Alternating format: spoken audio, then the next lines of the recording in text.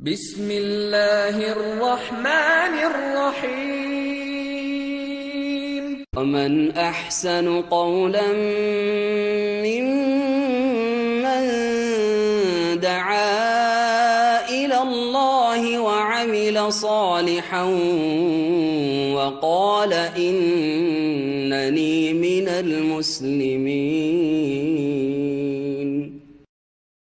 السلام عليكم ورحمة الله وبركاته.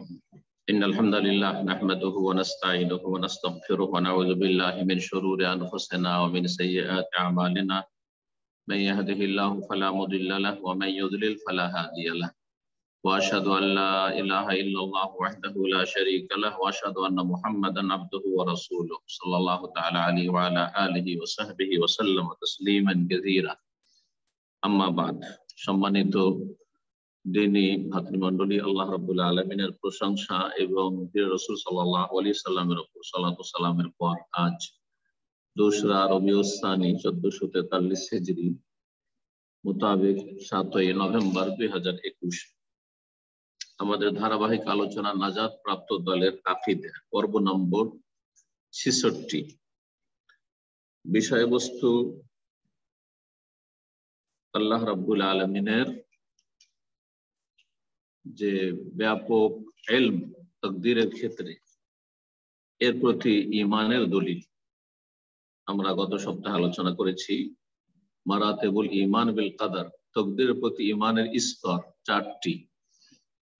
এই 4টি স্তরের প্রথম স্তর হচ্ছে ইলমুল্লাহিল ওয়াসি, আল্লাহ রাব্বুল আলামিনের মহাজ্ঞান, যেই জ্ঞান সবকিছুকেই শামিল, সবকিছুকেই পরিবেষ্টন করে রয়েছে। তার জ্ঞানের বাইরে, তার জানার বাইরে পৃথিবীতে কোনো কিছু নেই। এটি ছিল প্রথম স্তর। এর দলিল প্রমাণ কোরআনে কারীম থেকে এবং রাসূলুল্লাহ সাল্লাল্লাহু আলাইহি সাল্লামের সুন্নাহ হাদিস থেকে। 10টি আয়াত নিয়ে এসেছেন লেখক ইমাম হাকামি রাহমাতুল্লাহ আলাইহি, আর 5টি হাদিস নিয়ে এসেছেন। এ হচ্ছে আজকের বিষয়বস্তু। তাকদীর প্রতি ঈমানের স্তরের প্রথম স্তর যে আল্লাহ রাব্বুল আলামিনের ইলম, তাকদীরের সম্পর্কে, যে যা কিছু ঘটছে ঘটবে সবকিছু আল্লাহ জানেন। এর দলিল কি? কোরআন এবং হাদিস থেকে। প্রথম আয়াত লেখক বলছেন দলিল আলোচনা করতে গিয়ে, মা দলিলুল মারতাবাতিল উলা, প্রথম যে স্তর তাকদীরের, ওয়াহিয়া আল ঈমানু বিল ইলম, আল্লাহ রাব্বুল আলামিনের ইলমের প্রতি ঈমান। তাকদীর সম্পর্কে আল্লাহ রাব্বুল আলামিন সবকিছুই জানেন, সবকিছু সম্পর্কে সম্যক জ্ঞানী। এর দলিল কি?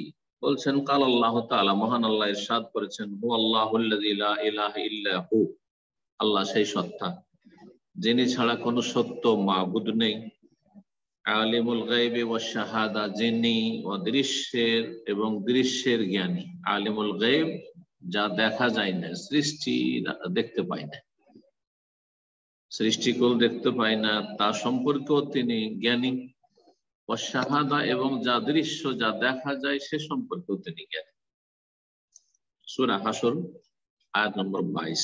দ্বিতীয় দলিল, মহান আল্লাহ ইরশাদ করেছেন, ওয়া আন্নাল্লাহা কাদ আহাতা বিকুল্লি শাইইন ইলমা, নিশ্চয়ই আল্লাহ রাব্বুল আলামিন প্রতিটি বস্তুকে তার ইলম দ্বারা পরিবেষ্টন করে রেখেছেন। তার ইলমের দ্বারা, জ্ঞানের দ্বারা তিনি আল্লাহ রাব্বুল আলামিন ঘিরে রেখেছেন, পরিবেষ্টন করে রেখেছেন। সূরা তালাক আয়াত নম্বর 12। তাই আল্লাহ রাব্বুল আলামিনের ইলম সবকিছুকে ঘিরে আছে। তৃতীয় আয়াত বা তৃতীয় দলিল, আল্লাহ রাব্বুল আলামিনের ইলম সম্পর্কে বলছেন মহান আল্লাহ, আলিমুল গায়বি, আলিমুল গায়বি, আল্লাহ রাব্বুল আলামিন হচ্ছেন অদৃশ্যের জ্ঞানী। লা ইয়াযুবু আনহু মিসকালু যাররাতিন ফিস সামাওয়াতি ওয়ালা ফিল আরদ, অণুপরিমাণ কোনো কিছু তার অগোচরে নয়, তার থেকে অস্পষ্ট বা উজ্জ্ব নয়। ফিস সামাওয়াতি ওয়া ফিল আরদ, নভমণ্ডলে এবং ভূমণ্ডলে, আকাশসমূহে এবং পৃথিবীতে, জমিনে, আসমান জমিনে অণুপরিমাণ কোনো কিছু আল্লাহ রাব্বুল আলামিনের জ্ঞানের বাইরে নয়। তিনি সবকিছু জানেন। এবং তিনি আলিমুল গায়ব, অদৃশ্যের জ্ঞানী। ওয়ালা আসগারু মিন যালিক ওয়ালা আকবার, এর চাইতে ক্ষুদ্র না আর এর চাইতে বড় না, এর চাইতে এমনকি অনপরিমাণ চাইতেও যদি ক্ষুদ্র থেকে ক্ষুদ্রতম হয় অথবা তার চাইতে বড় হোক, সবকিছু সম্পর্কে আল্লাহ রাব্বুল আলামিন সম্যক জ্ঞানী। সূরা সাবা আয়াত নম্বর 3। 4 নম্বর দলিল, মহান আল্লাহ ইরশাদ করেছেন সূরাতুল আনামের আয়াত নম্বর 59, ওয়া ইনদাহু মাফাতিহুল গায়ব, একমাত্র তার কাছে রয়েছে গায়বের চাবি সমূহ। আল্লাহ ছাড়া কারো কাছে গায়বের চাবি নেই, না মালায়েকা ফেরেশতার কাছে, জিবরাইল, মিকাইল, ইসরাফিলের কাছে, মালাকুল মউতের কাছে। যতটা জানিয়ে দেওয়া হয় ততটা জানেন, কিন্তু সবকিছু জানার চাবি ফেরেশতাদের কাছে না, এটাও নেই। না কোনো আম্বিয়া রসুলের কাছে, সবচেয়ে শ্রেষ্ঠ রসুল মুহাম্মদ রাসূলুল্লাহ সাল্লাল্লাহু আলাইহি ওয়াসাল্লাম, ইব্রাহিম খলিলুল্লাহ, তারা সব গায়েব জানতেন, তাদের কাছে গায়েব জানার চাবি ছিল, মাধ্যম ছিল না। যতটা জানিয়ে দিয়েছেন ওয়াহির মাধ্যমে ততটাই ইলম জ্ঞান সীমিত। কারণ স্পষ্ট আয়াত, ওয়াইনদাহু মাফাতিহুল গায়ব, একমাত্র তার কাছেই, তার নিকটে, আল্লাহর কাছেই রয়েছে মাফাতিহুল গায়বের চাবি সমূহ, সমস্ত চাবি। লা ইয়ালামুহা ইল্লা হু, তিনি ছাড়া গায়েব কেউ জানে না। গায়েব সম্পর্কে, অদৃশ্য সম্পর্কে এবং অদৃশ্যের চাবি সম্পর্কে আল্লাহ ছাড়া কেউ জানেন না। তারপরেও এক শ্রেণীর মুসলিম ভারত উপমহাদেশে রয়েছে যারা নিজেদেরকে রেজভি বলে থাকে, আহমদ রেজা খানের সাথে সম্পৃক্ত করে, যে আহমদ রেজা খান শিরকের ধর্মের প্রচার প্রসার ঘটিয়েছে ইংরেজ আমলে ভারত, বাংলাদেশ, পাকিস্তানে, অখণ্ড ভারত। তারা পরিচিত ভারত উপমহাদেশে বেরেলভি বলে, বেরেলভি আকিদার লোক। এই বেরেলভি আকিদার একটি শিরকি কুফরি আকিদা হচ্ছে যে নবী সাল্লাল্লাহু আলাইহি সাল্লাম আলিমুল গায়ব, সবকিছুই জানেন, সবকিছু জানার ক্ষমতা তার মধ্যে ছিল। শুধু তাই নয়, আম্বিয়া রাসূলগণ আলিমুল গায়ব, শুধু তাই নয়, বলছে ওলি আউলিয়া যারা আছে, যাদেরকে ওলি আউলিয়া বলা হয়ে থাকে সুফিদের ভাষায়, জিলানী, চিশতি, শাহজালাল, শাহপুর, সব আলিমুল গায়ব। এই শিরকি কুফরি আকীদা সরাসরি কোরআন এবং সুন্নাহর সাথে সাংঘর্ষিক। রাসূলুল্লাহ সাল্লাল্লাহু আলাইহি ওয়াসাল্লাম যদি গায়েব জানবেন, তো বহু ক্ষেত্রে এমন পরিস্থিতি যে তৈরি হয়েছে, যে সব সিরাতুন নবীর ঘটনা, সহিহ হাদিসের ঘটনা, সেগুলি কি করবেন? ছুঁড়ে ফেলে দিবেন?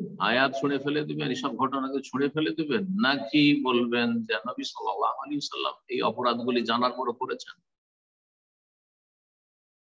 নবী করিম সাল্লাল্লাহু আলাইহি ওয়াসাল্লামের প্রিয়তমা স্ত্রী আয়েশা রাদিয়াল্লাহু তাআলা মালা হারিয়ে গেছে, 2 বার করে মালা হারিয়েছে।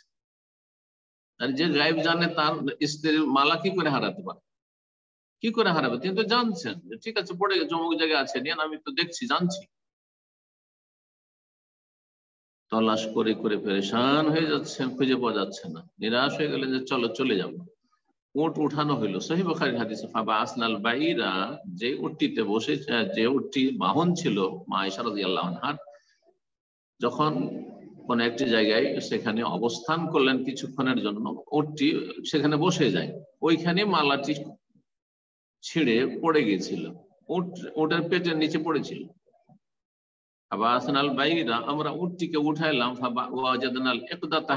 উটের পেটের তলায়, উটের নিচে সেই হাতটি, সেই মালাটি আমরা পেলাম। অথচ রাসূলুল্লাহ সাহাবায়ে কেরাম কয়েকশত ওটা মাঠ খুঁজে তন্ন তন্ন করে পেরেশান হয়ে যাচ্ছে। মা আয়েশা রাদিয়াল্লাহু আনহা তো খুঁজছেনই, কেউ পাচ্ছেন না। রাসূলুল্লাহ সাল্লাল্লাহু আলাইহি ওয়াসাল্লাম 70 জন সাহাবায়ে কেরামকে, যারা হাফেজে কোরআন, আলেমে দ্বীন, কুররা বলে মশহুর ছিলেন, তাদেরকে কোরআনের তালিমের জন্য কয়েকটি গোত্র এসে বলল, মুনাফিক, কপট গোত্র, মিথ্যুক, কাফের, তারা এসে বললো যে আমরা সব মুসলিম হয়ে গেছি, আমাদের কোরআনের শিক্ষা দেওয়ার, দ্বীনের শিক্ষা দেওয়ার জন্য কিছু আপনার সাহাবায়ে কেরাম যারা দ্বীন সম্পর্কে ভালো জ্ঞান রাখে তাদেরকে পাঠিয়ে দেন। বাছাই কিন্তু 70 জনকে পাঠিয়ে রাসূলুল্লাহ সাল্লাল্লাহু আলাইহি ওয়াসাল্লাম বীরে মোহনা নামক স্থানে বিশ্বাসঘাতকতা করে তারা ওঁত পেতে ছিল, সেখানে সবগুলি হত্যা করে দিলেন। 69 জন শহীদ হয়ে গেলেন, একজন শুধু বেঁচে এসেছিলেন। রাসূলুল্লাহ সাল্লাল্লাহু আলাইহি ওয়াসাল্লামের কাছে ওহী আসলো, ঝরঝর করে চক্ষু দিয়ে অশ্রু প্রবাহিত রাসূলুল্লাহ সাল্লাল্লাহু আলাইহি ওয়াসাল্লামের। তাহলে কি আলেমুল গায়েব নবী সাল্লাল্লাহু আলাইহি ওয়াসাল্লাম হয়ে এই 70 জনকে জানছেন সবকিছু, যে এরা এইসব ষড়যন্ত্র করে এসছে, এরা অমুক জায়গায় উৎপেতে আছে, নিয়ে গিয়ে মারবে, সব জানছেন, তারপরে পাঠিয়ে দিলেন? এমন ঘটনা যদি কেউ ঘটায় তাহলে সে খুনি নয়? তাহলে বেরেলভীদের কাছে, মাজার পূজারীদের কাছে রাসূলুল্লাহ সাল্লাল্লাহু আলাইহি ওয়াসাল্লাম খুনি? নাউযুবিল্লাহ। এরকম কত আপনি ঘটনা নেবেন আর কত ঘটনা থেকে দলিল পেশ করবেন? কোরআনে কারীমে স্পষ্ট স্পষ্ট আয়াত রয়েছে, ওয়ালা আ'লামুল গায়বা। শোনো, আল্লাহ বলাচ্ছেন নবীকে, বলো যে আমি গায়েব জানি না, অদৃশ্য সম্পর্কে আমি জানি না। যতটা আল্লাহ জানিয়ে দিয়েছেন ততটা জানেন। আর নবী সাল্লাল্লাহু আলাইহি ওয়াসাল্লাম যেসব দিনের বিষয়গুলি জেনেছেন আল্লাহর পক্ষ থেকে অদৃশ্য সম্পর্কে, তা উম্মতকেও জানিয়ে দিয়েছেন, যেগুলি দিনের সাথে, আকীদার সাথে সম্পৃক্ত, ইবাদত বন্দেগীর সাথে সম্পৃক্ত, ভবিষ্যৎবাণী, দাজ্জাল আসবে, ইয়াজুজ মাজুজ আসবে, এগুলো গায়েব জানিয়ে দিয়েছেন। এগুলো তো আমরাও জানি, তাহলে আমরাও আলিমুল গায়েব নাকি? তো নবী সাল্লাল্লাহু আলাইহি ওয়াসাল্লাম ওহীর মাধ্যমে উম্মত চাইতে অনেক বেশি জানছেন, তিনি অনেক বেশি জানতেন। তাই বলে তাকে আলিমুল গায়েব বলা হবে না। আলিমুল গায়েব একমাত্র অদৃশ্যের জ্ঞানী একমাত্র আল্লাহ রাব্বুল আলামিন। যে শিরকি কথা, কুফরি কথা, ইসলাম বিরোধী কথা, কোরআন সুন্নাহর সাথে সরাসরি সাংঘর্ষিক। এরপরে ইসলাম থাকে না। কেউ যদি নবীকে বা আল্লাহ ছাড়া অন্য কাউকে আলিমুল গায়েব বলে, তাহলে ঈমান ইসলাম থাকে না, ধ্বংস হয়ে যায়। আল্লাহ রুবুবিয়তে শিরক, আল্লাহর গুণে শিরক। যাই হোক, এই ছিল 4 নম্বর আয়াত, যে গায়েবের চাবিকাঠি একমাত্র আল্লাহর কাছে, তিনি ছাড়া কেউ জানেন না। 5 নম্বর আয়াত, মহান আল্লাহ ইরশাদ করেছেন সূরা আনামের আয়াত নম্বর 124, আল্লাহু আ'লামু হাইসু ইয়াজআলু রিসালাত। আল্লাহ সবচেয়ে বেশি জানেন, সর্বাধিক জ্ঞানী। হাইসু ইয়াজআলু রিসালাতা, যে তিনি কোথায় তার পেগাম রাখবেন, কোথায় তার রিসালাহ রাখবেন, অর্থাৎ কাকে রাসূল বানাবেন। তোমাদের মনের চাহিদা পূরণ করবেন না আল্লাহ রাব্বুল আলামিন, যে তোমরা যা চাইবে তাই হবে। কারণ মক্কার কাফেররা বলেছিল, রাসূলুল্লাহ সাল্লাল্লাহু আলাইহি ওয়াসাল্লাম যখন নবুয়ত রিসালাত প্রাপ্ত হলেন এবং আসলেন দ্বীনের দাওয়াত নিয়ে, তখন বিভিন্ন রকমের মন্তব্যের মধ্যে একটি মন্তব্য ছিল, তো আল্লাহর কোন লোক পাইনি, তোমাকে শুধু পেয়েছে একটা ইয়েতিম লোককে, একটা গরিব দরিদ্র ইয়েতিম অসহায়কে পেয়েছেন নবী রাসূল করার জন্য। আরে মক্কা নগরীতে বড় বড় নেতারা আছে, তাদের একজনকে আল্লাহ মনোনীত করতেন। তায়েফ আর একটি শহর পাশেই, সেখানকার বড় বড় নেতারা আছে, সরদার আছে, সমাজপতি আছে, তাদেরকে বাছাই করতেন। কারণ মানুষের এটাই ধারণা যে সমাজপতি হবে, নেতা হবে কারা, যাদের ঘরে পয়সা আছে, যারা জমিদারের ছেলে, যারা প্রভাবশালী, ইত্যাদি ইত্যাদি। এইসব যে মানুষের চিন্তা চেতনা আজ, সেটাই মক্কার মুশরিকদেরও ছিল। সেই জন্য তারা বলেছিল, লাউলা নুজিলা হাযাল কুরআনু আলা রাজুলিন মিনাল কারইয়াতাইন আযীম। আর এই কোরআন যদি নাযিলই আল্লাহ করবেন, তো কেন আল্লাহ নাযিল করলেন লাউলা নুজিলা হাযাল কুরআন আলা রাজুলিন মিনাল কারইয়াতাইন। দুটো যে জনপদ রয়েছে মক্কা আর তায়েফ পাশাপাশি, তখন জিদ্দার অস্তিত্ব ছিল না, এই দুটো শহর মক্কা আর তায়েফ ছিল। তো এই যে দুটো জনপদ রয়েছে, দুটো শহর রয়েছে, এই দুই শহরের কোন মহান ব্যক্তি, রাজুলিন আলা রাজুলিন মিনাল কারইয়াতাইন আযীম, কোন মহান ব্যক্তির উপর কেন রিসালাত আল্লাহ পাঠালেন না? মহান ব্যক্তিকে কেন আল্লাহ মনোনীত করলেন না? তোমাকে মনোনীত করেছেন। তো আল্লাহ তার জবাবে বলেছেন, আল্লাহু আ'লামু, আল্লাহ বেশি জানেন, হাইসু ইয়াজআলু রিসালাতাহ, যে কোথায় তিনি তার রিসালাত, মেসেজ, পেগাম, আসমানি পেগাম রাখবেন, কাকে রাসূল করে নির্বাচিত করবেন। তোমাদের ইচ্ছা মতো নয়, আল্লাহ সবচেয়ে বেশি জানেন। এখানে আ'লাম বলা হয়েছে, তো সবকিছুই জানে আল্লাহ রাব্বুল আলামিন। এই জন্য সর্বাধিক জ্ঞানী, এখানে শব্দটি আ'লাম, আল্লাহ সম্পর্কে এখানে কোরআনে কারীমে শব্দ ব্যবহৃত হয়েছে। 6 নম্বর দলিল, মহান আল্লাহ ইরশাদ করেন, ইন্না রাব্বাকা হুয়া আ'লামু বিমান দাল্লা আন সাবিলিহি ওয়া হুয়া আ'লামু বিল মুহতাদিন। নিশ্চয়ই হে নবী, তোমার প্রতিপালক হুয়া আ'লামু বিমান দাল্লা আন সাবিলিহি, তার রাস্তা থেকে কে পথভ্রষ্ট হয়েছে, বিভ্রান্ত হয়েছে, তার সম্পর্কে সর্বাধিক জ্ঞানী। ওয়া হুয়া আ'লামু বিল মুহতাদিন, আর কারা হেদায়েত প্রাপ্ত, সঠিক পথ প্রাপ্ত, তাদের সম্পর্কে সর্বাধিক জ্ঞানী, সবচেয়ে বেশি জ্ঞানী আল্লাহ রাব্বুল আলামিন। দুইবার করে এখানে আলাম, আল্লাহ আলাম, আল্লাহ আলাম, আল্লাহ সবচেয়ে বেশি জানেন। আর তার একটি হচ্ছে মাকাদিরুল খালায়েক, সৃষ্টি জগতের তকদির সম্পর্কে আল্লাহ রাব্বুল সবকিছু জানেন। যা কিছু ঘটেছে, যা কিছু প্রতিটি মুহূর্তে ঘটতে আছে বর্তমানে, যা কিছু ভবিষ্যতে ঘটবে, সবকিছু সম্পর্কে আল্লাহ রাব্বুল আলামিন সবচেয়ে বেশি জ্ঞানী এবং সবকিছু সম্পর্কে জ্ঞানী। সূরা কালাম আয়াত নম্বর 7।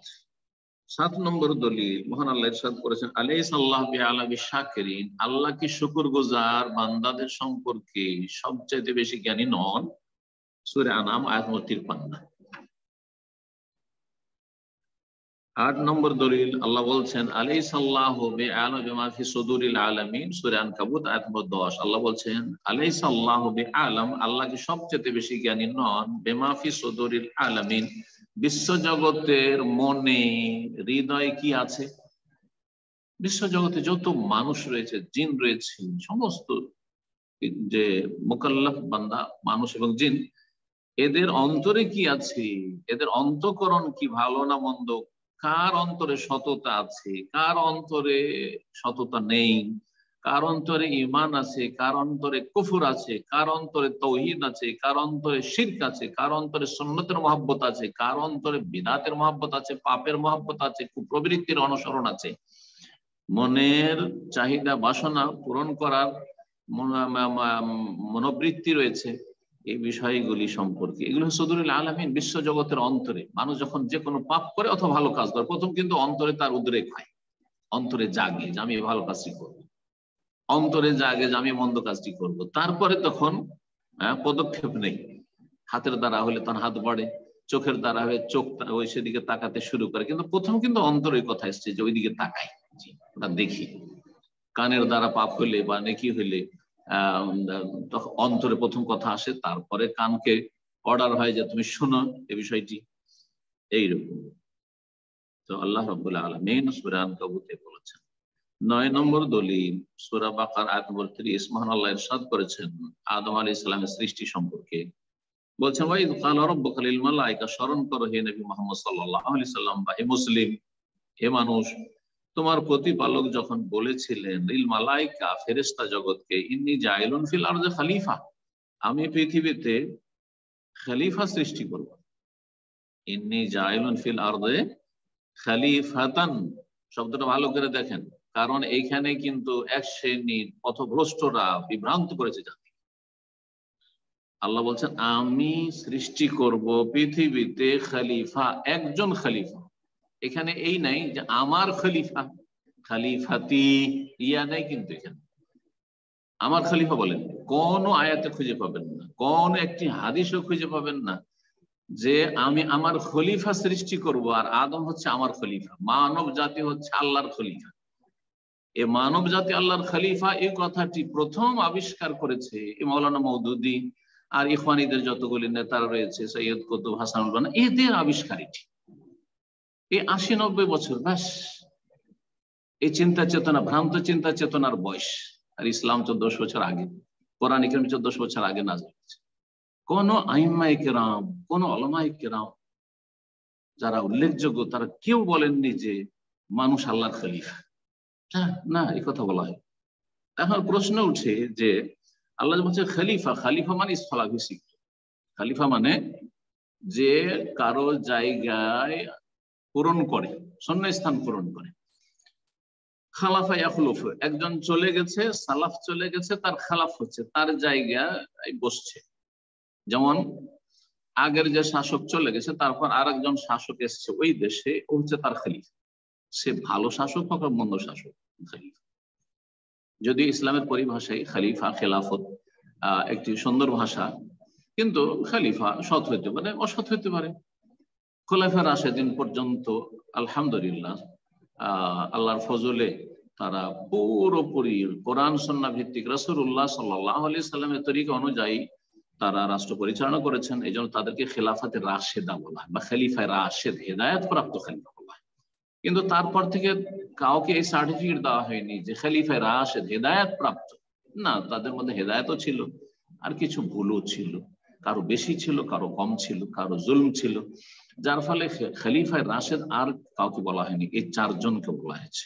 যদিও মাঝখানে একজন খলিফা যিনি অত্যন্ত বেশি ন্যায়পরায়ণ ছিলেন, আল্লাহ ভীরু ছিলেন এবং খেলাফত রাশেদার আদর্শের দিকে জাতিকে ফিরিয়ে নিয়ে দেশকে ফিরিয়ে নিয়ে গেছিলেন, তিনি হচ্ছেন খলিফায়ে রাশেদ উমর ইবনে আব্দুল আজিজ রহমতুল্লাহ। যদিও উমাইয়া বংশের মাঝামাঝি সময়, উমাইয়া বংশের প্রথম দিকেও না, প্রথম দ্বিতীয় তৃতীয় না, কিন্তু তারপরও তিনি যত আত্মসাৎ ছিল আর যত স্বজনপ্রীতি ছিল আর যত রকমের দুর্নীতি ছিল সবগুলিকে নির্মূল করে দিয়েছিলেন, সমস্ত কিছুকে বাইতুল মালে জমা করেছিলেন নিজের বংশধরের, যার ফলে নিজের বংশের দুশ্মন হয়ে গিয়ে তাকে মারিয়ে দিয়েছিল।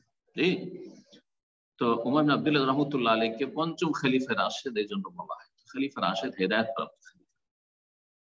তো এখানে যে খলিফা বলা হয়েছে, খলিফা মানে এই নয় যে নেতা শুধু, খলিফা মানে যে যার জায়গা পূরণ করে, স্থলাভিষিক্ত হয়।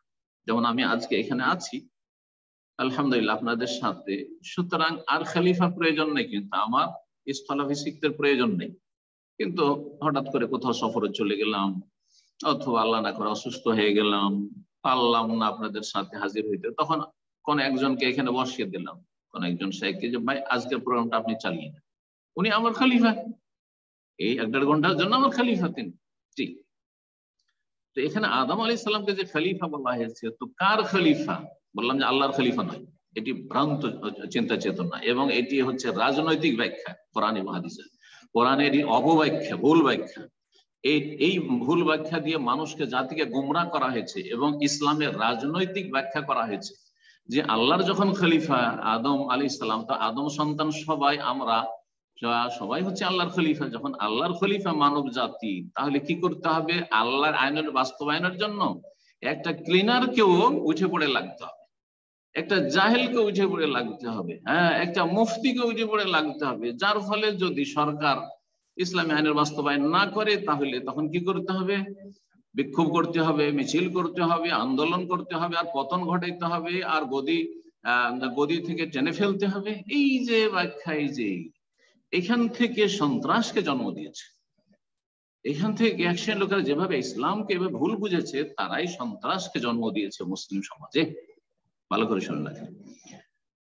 তো আল্লাহ যেন হেফাজত করেন, আল্লাহ যেন হেফাজত করেন। তো আদম আলাইহিস সালামকে এখন কথা হলো, তাহলে আশা করি বুঝে গেছেন তাদের ভুল ব্যাখ্যা এবং তাদের গুমরাহি এবং তাদের অসৎ উদ্দেশ্য, যে এই জন্য তাদের কাছে ইসলামে নামাজ, রোজা, হজ, যাকাত এগুলো ছোট ইবাদত। স্পষ্ট মুদ্দাদের ভাষা আমার আলোচনা যে আছে 8-9টি, সেগুলো শুনলে স্পষ্ট সেখান থেকে পাবেন সব কথা এবং দলিল সহ তার কিতাবের রেফারেন্স দিয়ে, তাতে আমি বলেছি কোন পাতাতে কোন কিতাবে বলেছেন। তো এই জন্য তার কাছে এই সব সমস্ত ফরজ ইবাদত বন্দেগী সবগুলি ছোট ইবাদত। এগুলো সবচেয়ে বড় ইবাদত হচ্ছে ক্ষমতা দখল করা। জি হ্যাঁ, একামতে দিন মানে হচ্ছে হুকুমতে ইলাহি, আল্লাহর হুকুমত কায়েম করা, গদি দখল করা, এটি সবচেয়ে বড় ইবাদত জামাত ইসলামের কাছে আর ইখওয়ানীদের কাছে। এটি হচ্ছে বড় গুমরাহি।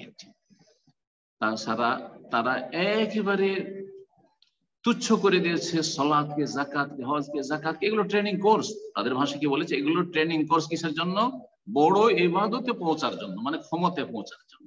তো ক্ষমতায় পৌঁছে গেলে তাহলে তার এসব ট্রেনিং কোর্সের দরকার নেই। জি, আল্লাহ হেফাজত করে এইসব গুমরাহি থেকে এবং মুসলিম জাতিকে ফিরে আসার জন্য আল্লাহ তৌফিক দান করেন। তো এখন ফিরে আসি, আদম আলাইহিস সালামকে আল্লাহ খলিফা কেন বললেন? মুফাসসিরিনগণ লিখেছেন যে তিনি খলিফা। তো কার খলিফা? তার আগে তো কোনো মানুষও ছিল না, তিনি প্রথম মানুষ। তো তার খলিফা, কার খলিফা হলেন? অন্য এক জাতি যে পৃথিবীতে জমিনে বসবাস করত, তাদের খলিফা আল্লাহ করেছেন তাকে। তার মানে যে আদম আলাইহিস সালামের সৃষ্টির আগে জিন জাতিকে সৃষ্টি করা হয়েছিল এবং অন্যান্য সমস্ত সৃষ্টির মধ্যে জিন জাতি শ্রেষ্ঠ ছিল। গরু, ছাগল ইত্যাদি যত পশু পাখি রয়েছে, গাছপালা ইত্যাদি, পাহাড় পর্বত, সবগুলির মধ্যে ফেরেশতা বাদ দিয়ে, মালায়েকা বাদ দিয়ে, কারণ মালায়েকা তো সবসময় ভালো কাজ করে, তার মধ্যে ভালো মন্দ দুটো শক্তি নেই। কিন্তু জিন এমন একটা জাতি যে মানুষের সাথে মিল আছে এদিক থেকে, যে জিনের মধ্যে ভালো মন্দ দুটো শক্তি আছে। জিনদের মধ্যে মুমিনও আছে, কাফের আছে, সৎ আছে, অসৎ আছে, নেক কাজও করছে অনেক জিন, আর অনেক জিন, বরং অধিকাংশ জিন পাপে লিপ্ত রয়েছে। তো ঠিক মানুষের মতো।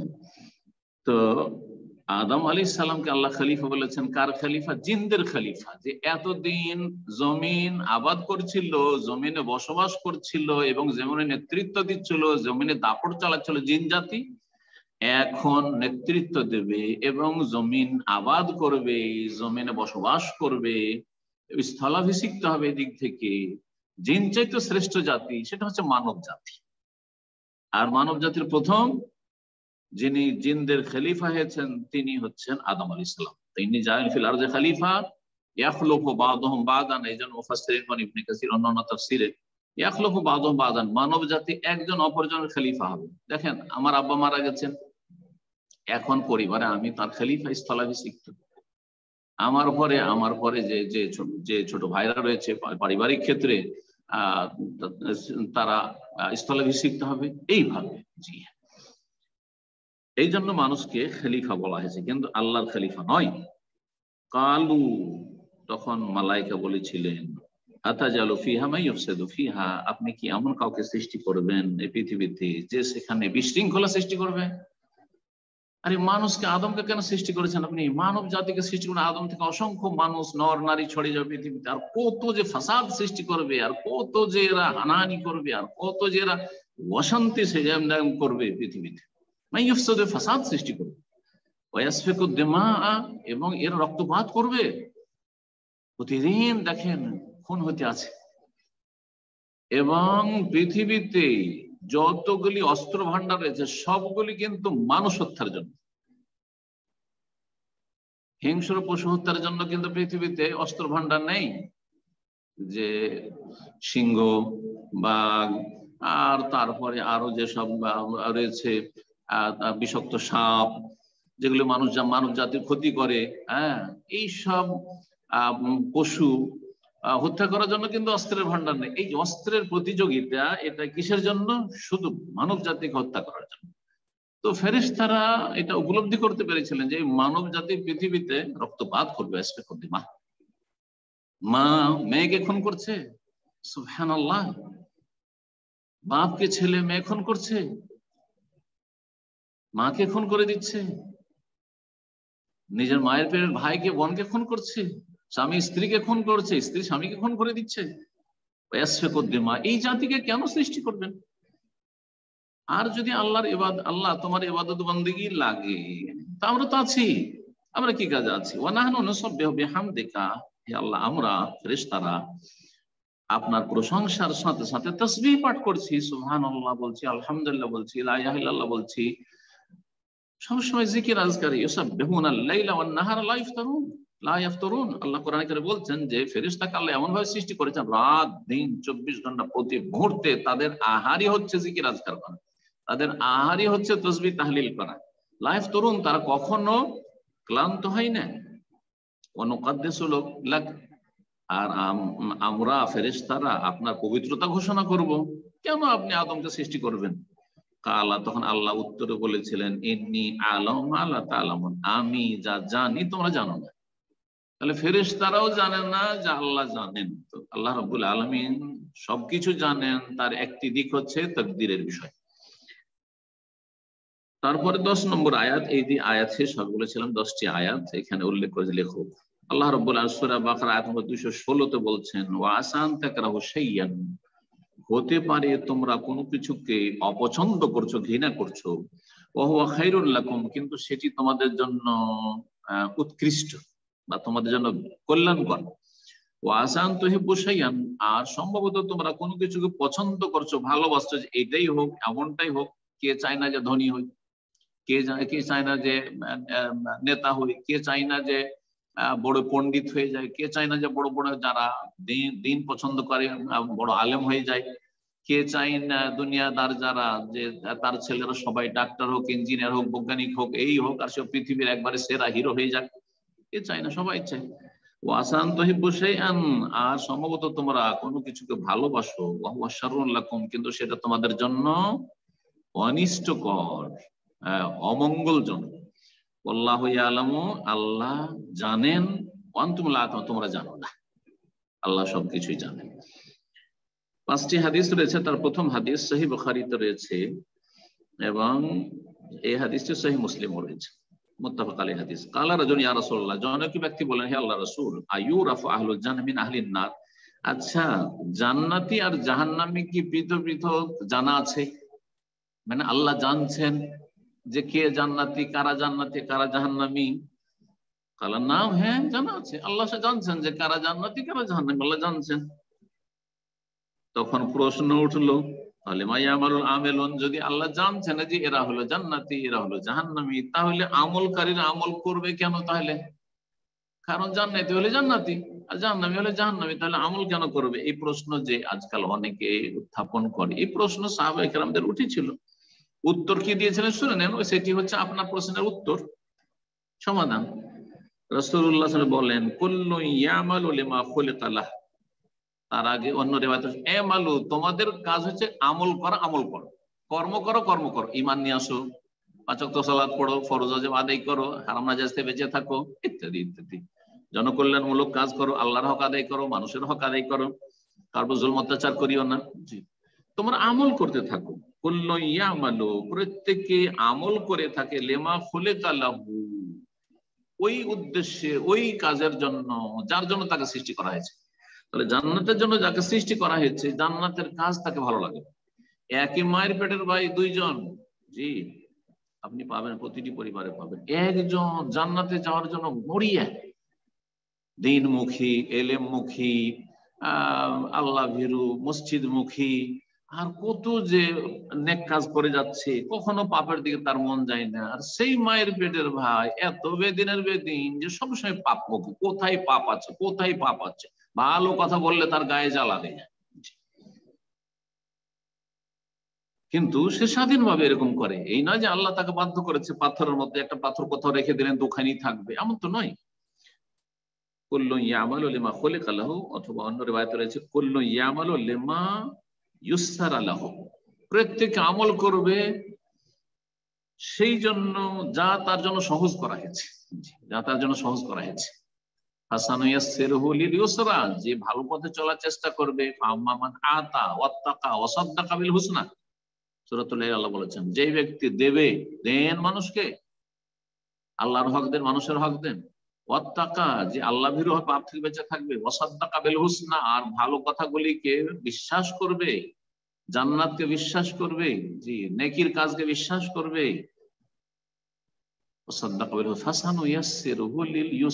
তার জন্য সহজ বিষয়টি সহজ করে দেবো, জান্নাতে যাও সহজ, সেটাকে সহজ করে দেবো, সেটাই ভালো লাগবে তাকে। পক্ষান্তরে যে ব্যক্তি কৃপণতা করবে, বখিল, খরচ করতে চাই না, যাকাত দিতে চাই না, বাপ মাকে হক দিতে চাই না, স্ত্রীকে দিতে চাই না, ঠিক,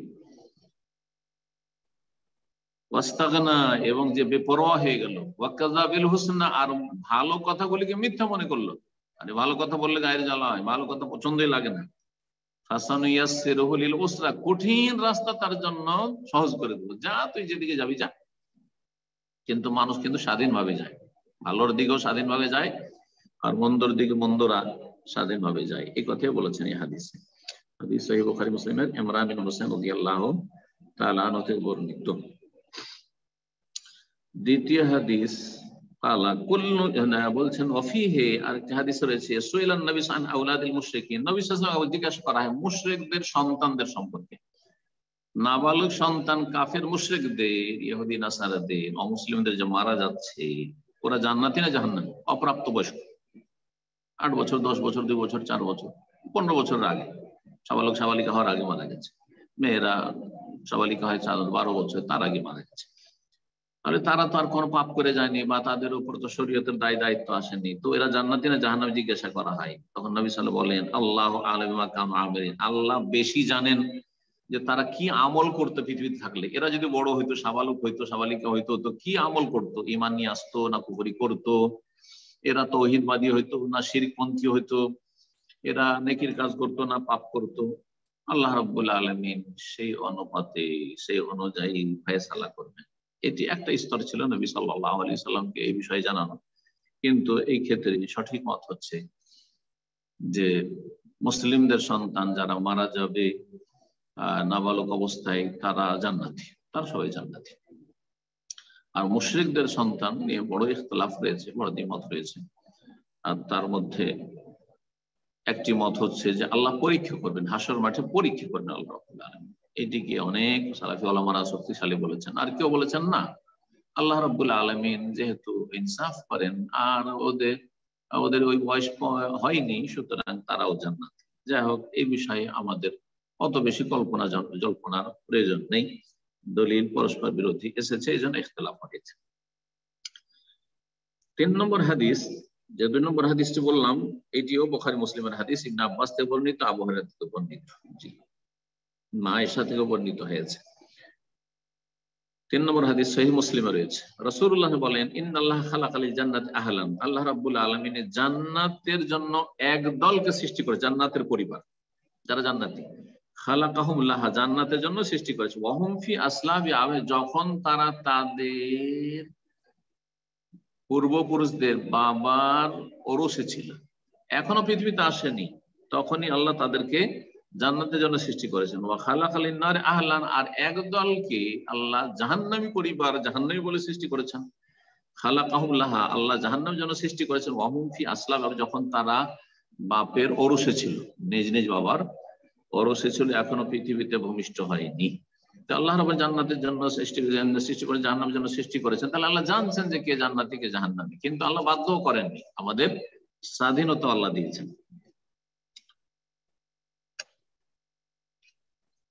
এই হাদিস সহিহ মুসলিম আয়েশা রাদিয়াল্লাহু তাআলা আনহা থেকে বর্ণিত।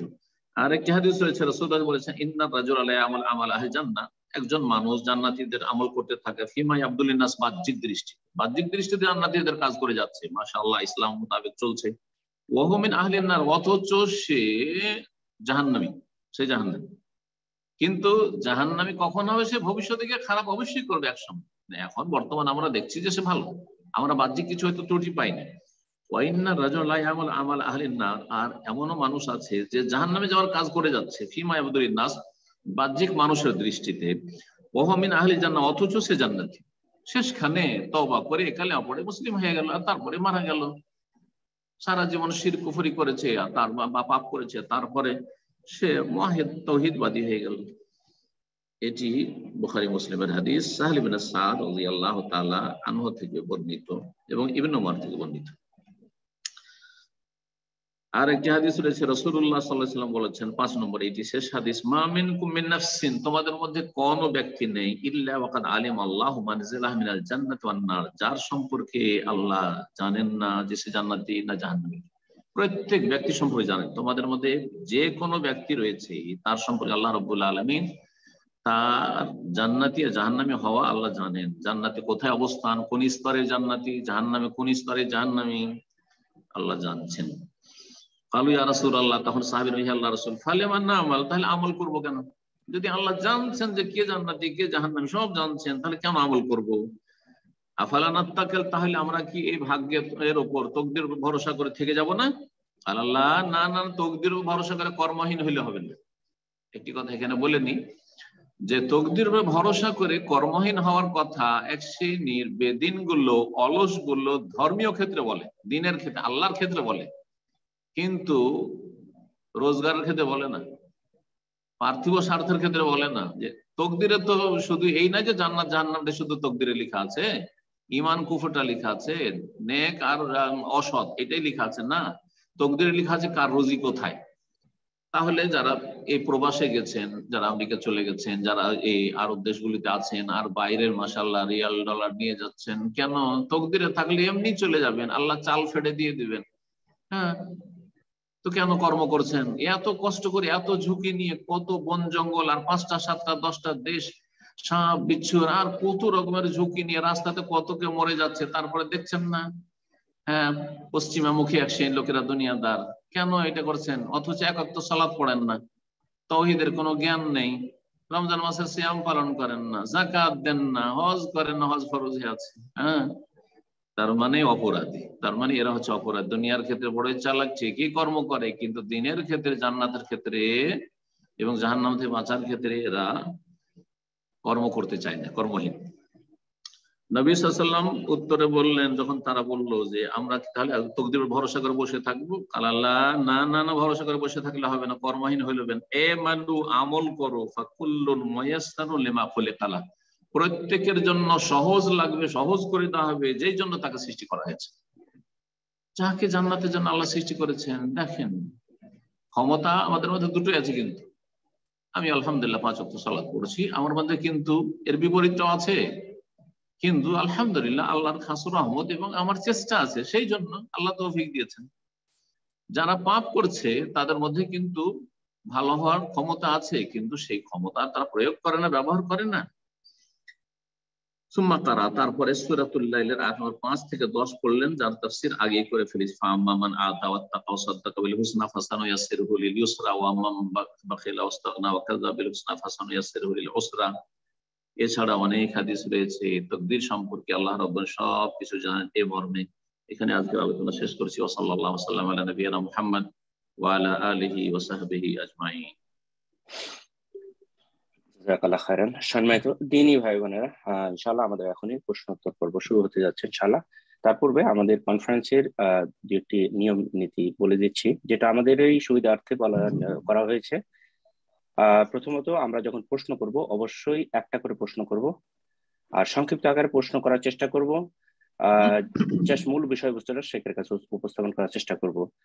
আর আমরা প্রশ্ন করার পূর্বে শুধু আমরা আমাদের লোকেশনটা, আমরা যেখান থেকে প্রশ্ন করছি সেটা মেনশন করার চেষ্টা করব। আরেকটা বিষয় মেনশন না করলেই নয়, সেটা হলো যে আমরা গত 2 সপ্তাহ যাবত অ্যানাউন্সমেন্ট করতেছি এবং এই বিষয়ে আমরা অনেকটা কঠোরতা অবলম্বন করছি, যে প্রতি সপ্তাহে অনেক ব্রাদাররা প্রশ্ন করে থাকেন, যে কারণে ব্রাদার এবং সিস্টাররাই যে কারণে অনেকেই প্রশ্ন করার সুযোগ পান না, নতুন যারা লাইনে আছেন। সেই ক্ষেত্রে আমরা নিয়ম করেছি যে প্রতি সপ্তাহে একজন প্রশ্ন করতে আমরা পারবো না, অবশ্যই মিনিমাম এক সপ্তাহ করে গ্যাপ দিতে হবে।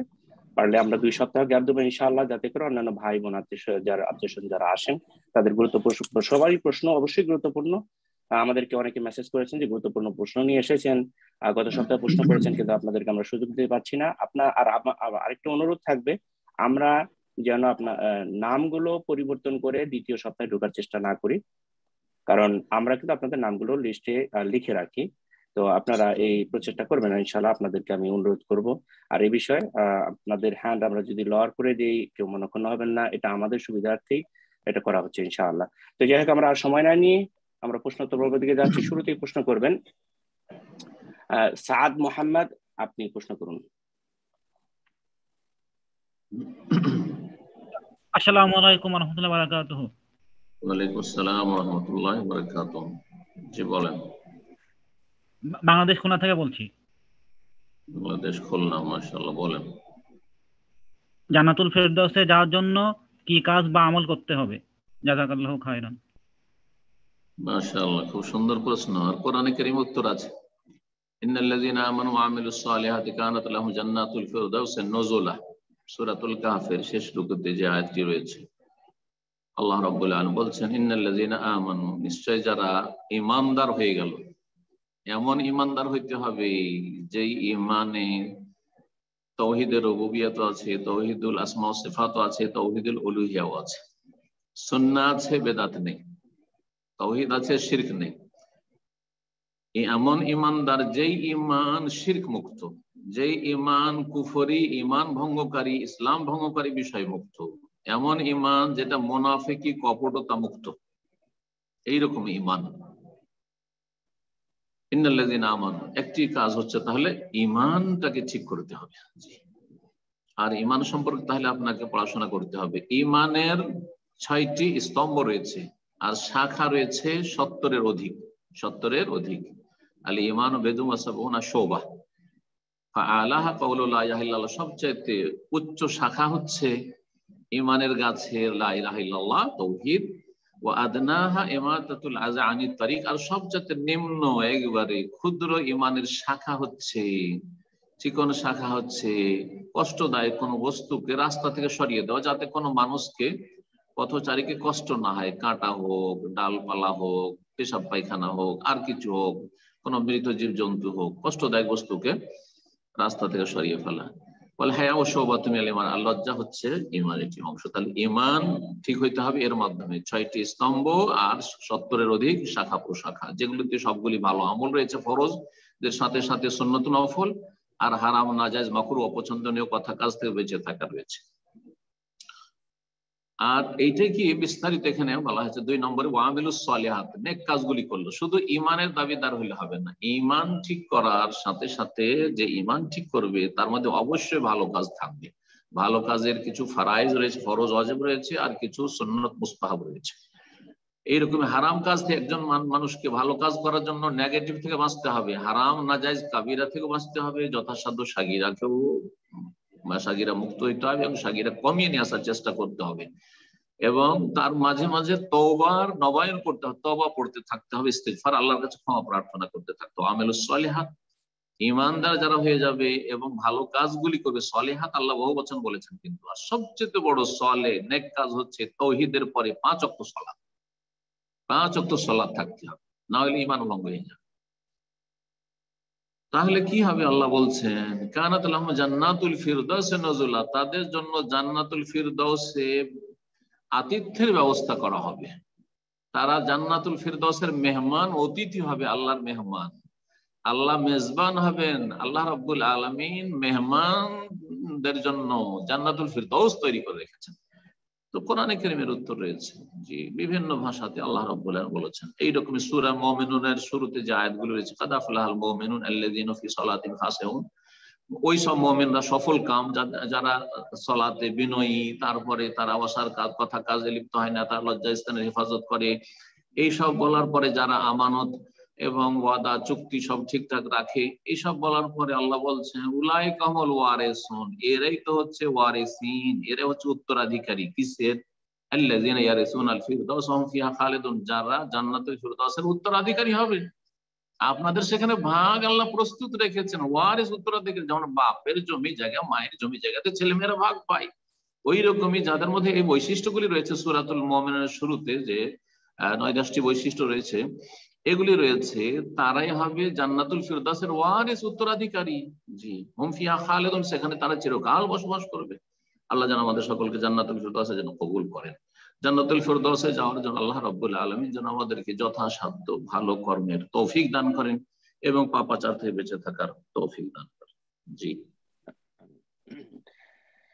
ইনশাআল্লাহ এই পর্যায়ে প্রশ্ন করবেন সোহানা খান, আপনি প্রশ্ন করুন।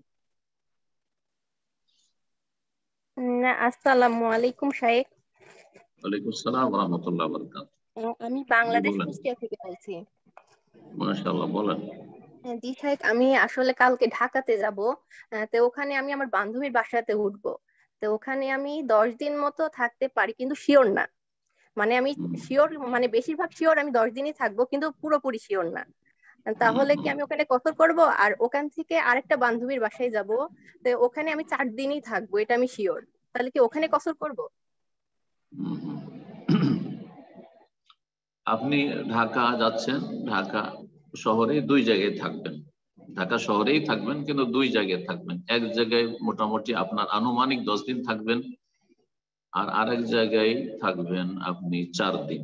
তাহলে টোটাল 14 দিন হয়ে গেল। এটাকে আলাদা আলাদা ধরা যাবে না, একই শহরে যেহেতু, সুতরাং আপনার 14 দিনের সফর। এটা একটি শহরে যখন আপনি ইচ্ছা করেছেন যে সেখানে আমি 14 দিন থাকবো, 4 দিনের বেশি যদি ওখানে অবস্থান করার আপনার আগে থেকে নিয়ত হয়ে যায়, তাহলে আর কসর চলবে না। প্রথম দিন থেকে রাস্তা পথে যতক্ষণ থাকবেন, যাওয়ার পথে আর আসার পথে, ততক্ষণ শুধু কসর চলবে।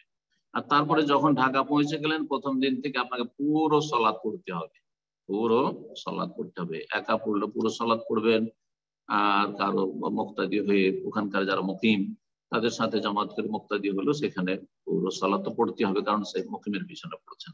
এক কথায় সফর সম্পর্কে আমি এর আগে বলেছি, নিয়মিত যদি আলোচনা শোনেন তাহলে এই প্রশ্নই হইতো না। সেটা হচ্ছে 4 দিন পর্যন্ত নিয়ত যদি থাকে যে আমি 3 দিনে ফিরে যাব অথবা 4 দিনে ফিরে যাব ঢাকা থেকে, তাহলে কসর চলবে। কিন্তু প্রথম দিন থেকে নিয়ত হয়েছে আমি ঢাকায় বিভিন্ন জায়গা মিলে 5 দিন থাকবো, কিন্তু ঢাকাতেই, তাহলে আপনার প্রথম দিন থেকে কসর চলবে না। হ্যাঁ, আপনি যাচ্ছেন কুষ্টিয়া থেকে, রাস্তাতে আমি আরো কয়েকটা শহরে 2 দিন করে, 2 দিন এক শহরে, 2 দিন আরেক শহরে, এই করে টোটাল আমি 6 দিন 10 দিন, কিন্তু কোন জায়গাতে 4 দিনের বেশি নয়, 3 দিন 3 দিন 3 দিন করে 9 দিনের সফর। ঢাকাতে 3 দিন, আর একটা জায়গায় 3 দিন, আর এক জায়গায় 3 দিন, তাহলে সব জায়গাতে তখন কসর করবেন।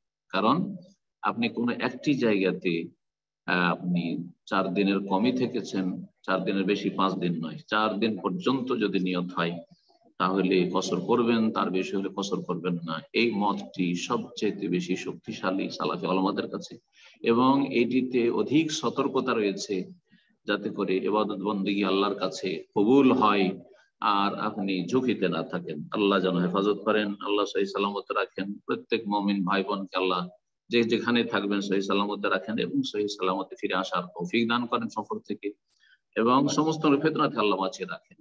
এখানে একটি কথা যখন বলেছেন বলে দিই, কারণ অনেকের ফায়দা হবে।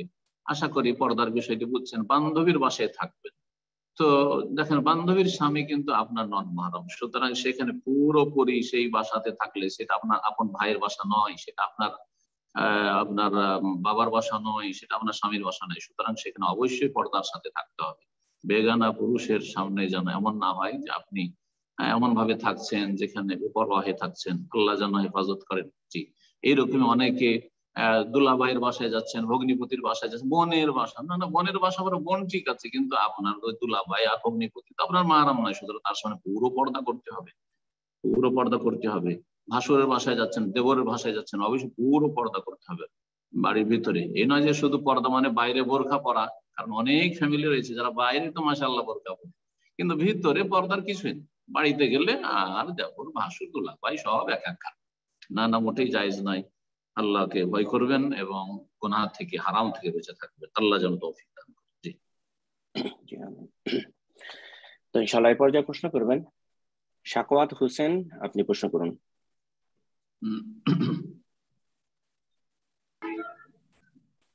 জি, আসসালামু আলাইকুম শেখ। ওয়ালাইকুম আসসালাম ওয়া রাহমাতুল্লাহি ওয়া বারাকাতুহু। জি বলেন। শেখ, আমি বাংলাদেশ থেকে বলছি, আমার নাম শাকাওয়াত হোসেন সাকিব। শেখ, একটা প্রশ্ন ছিল, একটু একটু দাঁড়ান। জি, হ্যাঁ, আসসালামু আলাইকুম শেখ, আমি বাংলাদেশ থেকে বলছি। আমার একটা প্রশ্ন ছিল কি, বাংলাদেশের একজন লোক আছে, তিনি হচ্ছেন মূলত দেওবন্দির কওমি ঘরানা, যতটুকু আমি জানি। তার নাম হচ্ছে যে কবি মুহিব খান। সে কোরআনের কাব্য অনুবাদ করে। নাম বলার দরকার নেই, আপনি তার আকীদা বা কিছু কি জিজ্ঞেস করেন সেটা জিজ্ঞেস করেন। আমার মনে হয় নাম না বলে ভালো। বুঝতে পারছেন? আচ্ছা, জি, তিনি হচ্ছেন যে তিনি কোরআনের কাব্যিক অনুবাদ করেছেন, অর্থাৎ মানে কোরআনকে কাব্য কবিতার মতো করে অনুবাদ করেছেন। এটা কি সঠিক হয়েছে? আমার অনেক প্রিয় কাছের মানে যারা মানে নতুন আহলে হাদিস বা সালাফে যোগ দিয়েছে, তারা অনেকে বলছে কি এটা জায়েজ। তো এটা সম্পর্কে বিস্তারিত জানা ছিল। কাব্য আকারে কোরআনে কারীমের তরজমা করা সুন্দর তরজমা হবে না, সুষ্ঠু তরজমা হবে না, সুতরাং এটা জায়েজ নয়। আল্লাহ তাআলা, এটা জায়েজ নয়। তরজমার ক্ষেত্রে আরো ওলামায়ে কেরামরা বলছেন যে কোরআনে কারীমের তরজমা, এই ভাষাটা বলাই ভুল, আসলে কোরআনে কারীমের অর্থের তরজমা। কারণ আল্লাহর কালামের তরজমানি করবে কেউ, হ্যাঁ, এটা অসম্ভব। এই জন্য আরব দেশ থেকে যতগুলি কোরআনের অনুবাদ ছেপেছে বা কোরআনে কারীমের যে বাংলা অনুবাদ ছেপেছে, সেখানে তরজমা তো মানিল কোরআনুল কারীম লেখা আছে। দেখুন, তরজমা তো মানিল কোরআনুল কারীম। কিং ফাহাদ কমপ্লেক্স থেকে যে প্রথম যেটি ছেপেছিল মারুফুল কোরআন, তাতে 200-র বেশি ভুল থাকার কারণে সেটা ব্যান হয়ে গেছে। সেখানেও তরজমা তো মানিল কোরআন লেখা আছে। আর তারপরে পরে যেটি ছেপেছে সেটা তো তরজমা তো মানিল কোরআন লেখা আছে। তো তারপরে আবার কাব্য আকারে এর আগেও, শুধু এই নয়, এর আগেও আমরা ছোটকালে একটি গজল মুখস্থ করেছিলাম যে অনন্ত অসীম এই বলে, যেটা শুরু হচ্ছে, ছোটকালকার মুখস্থ তো এখন আরো এরকম মুখস্থ নেই। তো সেটা সূরা ফাতিহার মূলত অনুবাদ তারা বলে থাকে, এখন একজন করেছেন। তো এগুলো আসলে ঠিক নাই, এগুলো থেকে বেঁচে থাকা উচিত, বাকি সম্পর্কে ফতোয়া সৌদি আরবের হায়াতে কিবার উলামা থেকে নেওয়া যেতে পারে, কিন্তু আমি যতটা জানি আলহামদুলিল্লাহ আজ সৌদি আরবের বড় বড় উলামারা কখনো এটাকে জায়েজ বলবেন না যে কবিতার আকারে কোরআনে কারীমের তরজমা করবে না। জি, আল্লাহ যেন বেঁচে থাকার তৌফিক দান করেন। ইনশাআল্লাহ এই পর্যায়ে প্রশ্ন করবেন আব্দুল্লাহ আল মুবিন, আপনি প্রশ্ন করুন।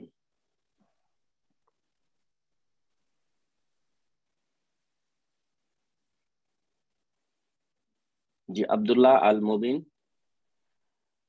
আপনার ফোনটা আনমিউট করে নিন, প্রশ্ন করুন।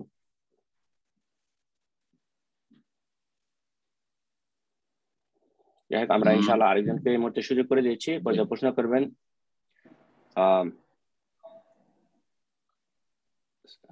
সরি, নিয়ামুল, আপনি প্রশ্ন করুন।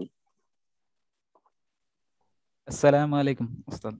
ওয়ালাইকুম আসসালাম ওয়া রাহমাতুল্লাহি ওয়া বারাকাতুহু। জি বলেন। ঢাকা মিরপুর থেকে প্রশ্ন করতেছিলাম। মাশাআল্লাহ, বলেন। ওস্তাদ আমি যে 2015 সালে ক্লাস 9-এ থাকতে আসলে আপনার কথা শুনে আসলে সালাত শুরু করছিলাম। আজকে 2022 সালে আসার পরে আপনার সাথে কথা বলার তৌফিক দান করলেন। মাশাআল্লাহ, ইনশাআল্লাহ সরাসরি আল্লাহ তৌফিক দিবেন। ইনশাআল্লাহ আল্লাহ হজ উমরা তৌফিক দান করুক ইনশাআল্লাহ। মক্কা মদিনা এমন একটা জায়গা যে এটা আমাদের আসলে মিলনের স্থল, বিশ্ব ইজতিমা। জি, আরাফা হচ্ছে বিশ্ব ইজতিমা। আমার প্রশ্ন ছিল, আমি আসলে যেই সকল ভাইদের কাছ থেকে আসলে সালাফি আকীদা সম্পর্কে জানতে পারছি, তারা এখন ইখওয়ানি আকীদায় বিশ্বাসী হয়ে গেছেন। এখন তারা বলতেছেন দল সংগঠন করা জায়েজ। তাদেরকে যখন বলা হয়েছে যে দল সংগঠন করা আসলে জায়েজ, মানে ইখওয়ানি আকীদায় বিশ্বাসী। না, দল সংগঠন করা জায়েজ হলে ইখওয়ানি হয়ে যায় না। অনেকে যারা দল সংগঠনের বিরোধিতা করছে তারা পাক্কা ইখওয়ানি, তো এটা মাপকাঠি নয়। মানে এখন ওই যে তারা জামাত ইসলামী বলে আকীদা, জামাত ইসলামের দল করা জায়েজ বলে বা ইখওয়ানি ব্রাদারহুড দল করা জায়েজ বলে, তাবলীগ জামাত করা জায়েজ বলে, তাহলে বলবো যে এরা মুবতাদিয়া, বিদআতি। কিন্তু যদি দেখা যায়, হ্যাঁ, তো আপনার প্রশ্ন আশা করি হয়ে গেছে। কিন্তু যদি ধরেন আহলে হাদিস, জমিয়ত আহলে হাদিস অথবা আহলে হাদিস আন্দোলন অথবা যে কোনো আহলে হাদিস জামাত বলে একটা দল যারা সালাফি, আর তাদের একটা সংগঠন আছে, আরব দেশে সংগঠন নিষেধ আছে, সেজন্য এখানে সংগঠন নেই। এখানে যেহেতু আলহামদুলিল্লাহ সরকার ইসলামের খেদমত করছে, সুতরাং এখানে সংগঠনের প্রয়োজনই নেই, নিষিদ্ধ সংগঠন এখানে। জি, লুকিয়ে নিষিদ্ধ আর প্রকাশ্য নিষিদ্ধ। বাকি কথা হলো যে ভারতে, বাংলাদেশে, পাকিস্তানে জমিয়ত আহলে হাদিস আছে, সালাফিদের সংগঠন, আর তাদের দুনিয়ার বিভিন্ন কারণে বিভাজন আছে, কিন্তু আকীদা মানহাজে কোনো বিভাজন নেই, বিভক্তি নেই। সুতরাং তাদের যদি এইরকম প্রয়োজন থাকে সেখানে সংগঠনের, আর তারা বলছে প্রয়োজন আছে, তো তাদের সেটা ফতোয়া দেওয়ার তাদের অধিকার আছে। বেশ কিছু শর্তের সাথে সংগঠন তারা করতে পারে, সেখানে যেন সংগঠনের ভিত্তিতে ভালোবাসা শত্রুতা না হয়, যে আমার সংগঠনের লোক সুতরাং আমার প্রিয়জন, আর আমার সংগঠনের নয় অন্য সংগঠনের, সেই জন্য একবারে দুশ্মন, অথচ আকীদা মানহাজ একই, তাহলে সংগঠন করা হারাম। তাহলে সংগঠন করা হারাম। কলা বা বন্ধুত্ব শত্রুতার মাপকাঠি যদি দলকে বানিয়ে নেয়, আর ঢালাও ভাবে বলে দেওয়া যে সংগঠন করা হারাম, তো সরকারও তো ইসলামের খেদমত ওইভাবে করছে না ওই সব দেশে। সুতরাং ওখানে একজনে হয়তো ওই সব কাজগুলি করা সম্ভব নয়, কিন্তু 10 জন মিলে কাজগুলি করা সহজ। তো এর নয় তো সংগঠন, অসুবিধা নেই। এই নিয়ে বাড়াবাড়ি কোনো প্রয়োজন নেই। যেসব ওলামায়ে কেরামরা সংগঠন করছেন এবং সংগঠনের মাধ্যমে ভালো খেদমত করছেন, আল্লাহ তাদের জাযায়ে খায়ের দান করুন এবং তাদের ভালোটা কবুল করুন এবং মন্দ থেকে আল্লাহ বাঁচিয়ে রাখুন। আর যারা সংগঠন করেন না তাদেরকে বলবো যে আপনার সংগঠনে অত বিরোধিতা, চরম বিরোধিতার প্রয়োজন নেই। আপনারাও সালাফি, আপনারা আপন জায়গা থেকে খিদমত করছেন, আল্লাহ আপনাদের জাযায়ে খায়ের দান করুন। আমি আলহামদুলিল্লাহ কোনো সংগঠনে নাই, কিন্তু কোন সংগঠনে ঘোর বিরোধীও না। সংগঠনে যেটা ভুল দেখি সেটা যে ভুল বলি, যেমন ব্যক্তির কোনো ভুল দেখলে ভুল বলে দিই, ঠিক তেমনই সংগঠন যদি ভুল করে তো সেটা ভুল। তার সংগঠনের ওলামারা যদি ভুল ফতোয়া দেয় তো ভুল, কেউ যদি মোনাজাত করতে বলে সংগঠনের নামে তো বলে যে ভুল বেদাত, কেউ যদি এইরকম ধরনের কেউ যদি বলে যে না বায়াত করা ফরজ, তাহলে বলো যেন ভুল, জায়েজ নয়, বেদাত। কিন্তু কথা হচ্ছে যে সংগঠনের প্রয়োজন অনেক দেশে আছে, অমুসলিম দেশে যারা বাস করেন সংগঠনের প্রয়োজন রয়েছে, মুসলিম দেশে বাস করছেন কিন্তু সেখানে ইসলামের খেদমতের জন্য প্রয়োজন রয়েছে, সংঘবদ্ধ ভাবে কাজ করার সুতরাং প্রয়োজন রয়েছে। সুতরাং একবারে উড়িয়ে দেওয়ার, বিরোধিতা করা, এগুলো আমাদের ইসলামের খেদমত করবে না, বরং ইসলামের ক্ষতি করবে। আল্লাহ যেন বোঝার তৌফিক দান করেন এবং মধ্যম পন্থা অবলম্বনের তৌফিক দান করেন। সাধারণ ভাইদেরকে বলবো যে আপনারা সোশ্যাল মিডিয়াতে দুই পক্ষ খুব লেখালেখি করছেন, অথচ আপনারা কোনো আলেম নন, একদল সংগঠন বিরোধী, চরম বিরোধী লেখালেখি করছেন, আর আরেক দল সংগঠনের পক্ষে অন্ধভাবে লেখালেখি করছেন। এগুলো আপনাদের মানাই না, বেমানান আপনাদের জন্য, আপনারা অযোগ্য।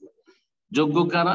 আলেম ওলামারা। তারা আলেম, একজন আলেম যদি বলে সংগঠন করা যাবে না, তার এলেম আছে, আসল যোগ্যতা আছে, তার জন্য ঠিক আছে। আর একজন যদি বলে যে না সংগঠন করতে হবে, করা যাবে, তার অধিকার আছে, কিন্তু আপনারা সাধারণ মানুষ 2-4টা অক্ষর আলেমদের কাছ থেকে শিখেছেন, আর সংগঠন হারাম, কেউ বলছে সংগঠন ওয়াজিব। আরে ভাই, এগুলো ফতোয়া দেওয়ার আপনাদের অধিকারটা কি? আল্লাহ যেন বোঝার তৌফিক দান করেন। জাযাকুমুল্লাহ খাইর। বারাকাল্লাহ ফিকুম। নিয়ামুল ভাই সম্ভবত আর একটু কিছু বলতে চাচ্ছিলেন, তো আমি জাস্ট একটু আনমিউট করে দিচ্ছি, যদি আপনার কিছু বলার থাকে আপনি না, বলে উত্তর দিবেন। যদি হয়ে যায় তাহলে ঠিক আছে, আর যদি অতিরিক্ত জি কোনো কথা থাকে তাহলে বলবেন। জি জি যে আপনাকে আনমিউট করা হয়েছে, আপনার ও অন্য কিছু বলার থাকে? না, ওইটাই আসলে প্রশ্ন ছিল যে তাহলে তো আমাদের আহলে জাযাকাল্লাহ হাদিসদের খাইরান। মধ্যেও তো দেখা যায় যে জাযাকাল্লাহ খাইর। আমি বুঝতে পেরেছি। আহলে জি হাদিসেরা সালাফিরা যে সংগঠন করে তো জায়েজ, প্রয়োজনে শর্ত সাপেক্ষ জায়েজ, হ্যাঁ কিন্তু হ্যাঁ এটাই। সংগঠনের ভিত্তি যদি বেদাতের ওপর হয় তাহলে সেটা জায়েজ নয়। সুতরাং জামাত ইসলামী করা জায়েজ নয়, ইখওয়ান ব্রাদারহুড করা জায়েজ নয়, তাবলীগ জামাত করা জায়েজ নয়। ভালো প্রশ্ন। জি জাযাকাল্লাহ খাইরান। তো ইনশাআল্লাহ এই পর্যায়ে আমি আবারও সুযোগ করে দেব। আর আমি ভাই বোনের মনোযোগ আকর্ষণ করবো, যারা প্রশ্ন করার জন্য হ্যান্ড রেজ করেছি, অবশ্যই আমরা নামগুলো খেয়াল করব, বলার সাথে সাথে ফোনটা আনমিউট করে নেবেন, প্রশ্ন করবেন। আব্দুল্লাহ আল মুবিন, আপনি প্রশ্ন করুন।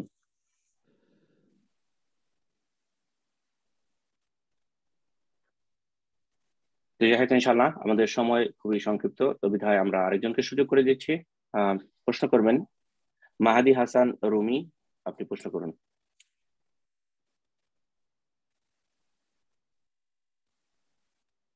আসসালামু আলাইকুম শাহেক। আসসালাম ওয়া রাহমাতুল্লাহি ওয়া বারাকাতুহু। জোরে বলেন, আপনার আওয়াজ খুবই ক্ষীণ আওয়াজ আসছে। জি আসসালামু আলাইকুম শাহেক, আমি খুলনা ওয়ালাইকুম বাংলাদেশ আসসালাম থেকে ওয়া বলছি। রাহমাতুল্লাহ। বলেন বলেন, কোন জায়গা?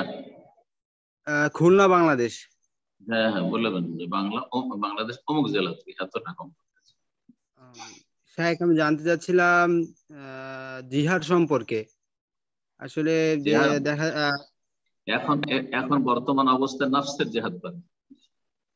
না, এখন জিহাদ ওই না, জিহাদ না, কি জিহার কি বলছেন? জিহার জিহার সম্পর্কে শাহেক। জিহাদ বুঝলাম না মানে। যেমন আপনারা কি ওই যে মায়ের সাথে কোনো কিছু স্ত্রীর মিলে গেলে ও এই জেহার, সম্পর্কে আর কি। জেহার র দিয়ে জেহার বলেন আপনি, এমন করে বলছেন জ দিয়ে। জেহার জেহার, একটা হচ্ছে জা আর একটা জ। জেহার, হ্যাঁ ঠিক আছে। জেহার, জি। মায়ের জি সাথে শাহেক। তুলনা করা স্ত্রীকে, আনতে আলাইয়া কাজাহারি উম্মি, ঠিক। জি বলেন। জি শাহেক, এই সম্পর্কে আর কি জানতে চাচ্ছিলাম।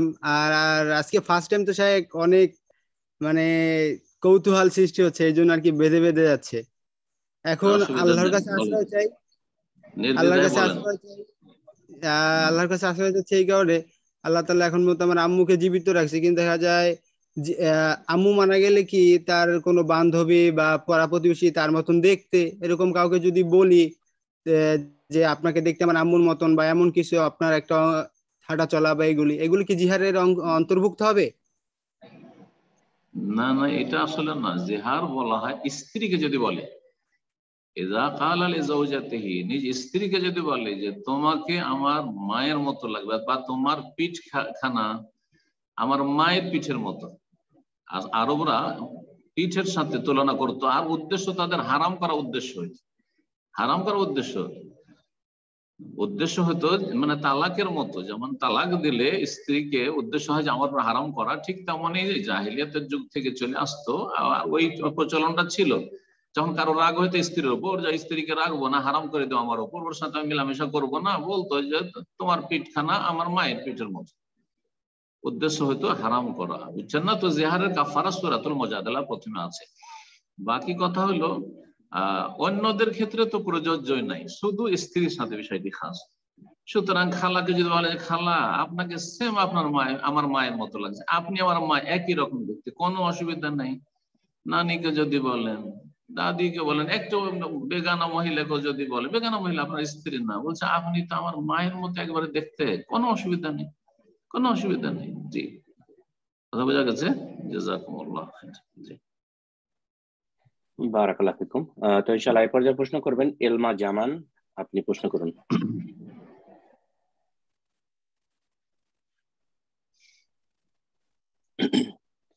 জি এলমা জামান, আপনার ফোনটা আনমিউট করে নিন, প্রশ্ন করুন।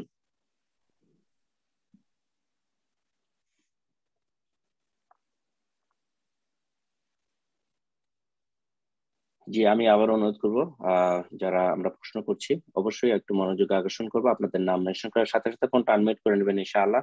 তো আমরা আরেকজনকে সুযোগ করে দিচ্ছি, প্রশ্ন করবেন। উম্মে ফাতিন, আপনি প্রশ্ন করুন।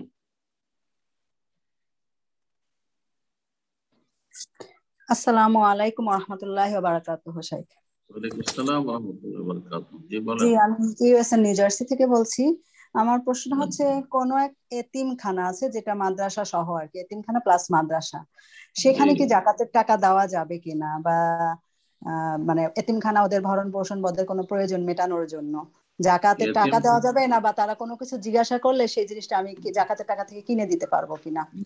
জাযাকাল্লাহ খাইর। এতিমখানায় সাধারণত এতিমখানায় যে এতিমরা থাকে তারা গরিব ছেলে, গরিবের ছেলে।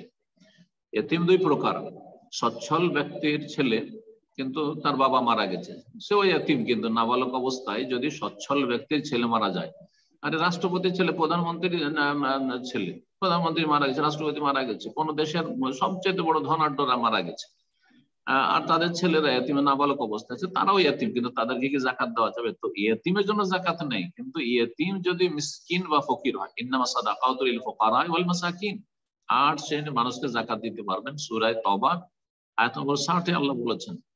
তো সাধারণত আমাদের দেশের এতিমখানাগুলোতে ওই গরিব এতিম ছেলেগুলি থাকে, সুতরাং তাদেরকে জাকাত দেওয়া যাবে, সরাসরি তাদেরকে জাকাত দেওয়া যাবে, তাদের পোশাক পরিচ্ছদের জন্য, তাদের কিতাবাদির জন্য, তাদের চিকিৎসার জন্য, তাদের খাওয়া দাওয়া, বোর্ডিং ফিসের জন্য ইত্যাদি, এবং ওই সেই বোর্ডিংটা চালানোর জন্য, বা সেই এতিমখানা যদি আমানতদার লোকেরা পরিচালনা করে, বিশ্বস্ত আপনার কাছে হয়, আপনার টাকাটা ভালো কাজে লাগছে, তো আপনি তাদের মাধ্যমে দিতে পারবেন, কোনো অসুবিধা নেই ইনশাল্লাহ। কিন্তু শর্ত হচ্ছে যে ফকির নয়, মিসকিন মানে দরিদ্র হইতে হবে, ভিক্ষুক নয়, দরিদ্র অভাবী, তার অভাব আছে, জুটছে না, যে প্রয়োজন সে প্রয়োজনগুলি জুটাতে পারছেন না, তাদেরকে জাকাত দিতে পারবে।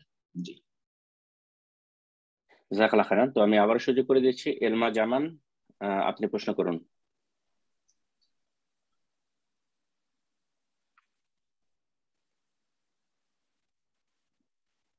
জি, এলমা জামান, আপনাকে আমি আবার সুযোগ করে দিয়েছি, আপনি প্রশ্ন করুন। নতুন মানুষ মনে হয় ঢুকতে পারছেন জয় না। হোক ইনশাআল্লাহ। ইনশাআল্লাহ আমরা পরবর্তী আরেকজনকে সুযোগ করে দিচ্ছি, মুখতার বিন আহমেদ, আপনি প্রশ্ন করুন।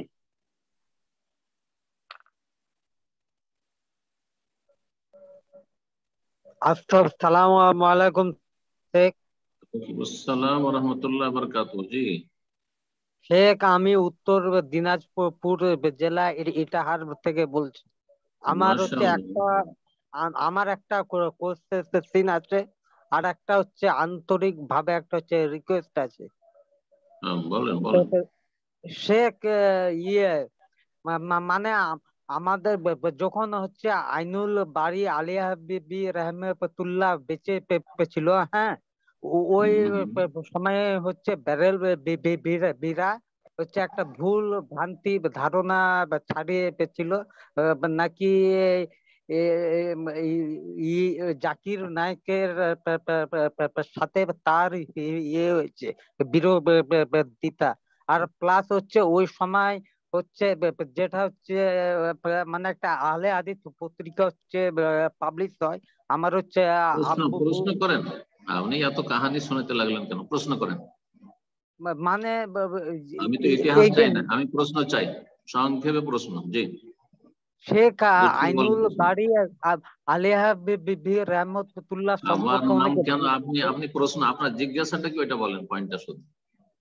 আমার হচ্ছে জিজ্ঞাসাটাও হলো এটা, যে যারা হচ্ছে ভুল ভ্রান্তি ছড়ায় ওদের সম্পর্কে ইসলামের কি বিধান।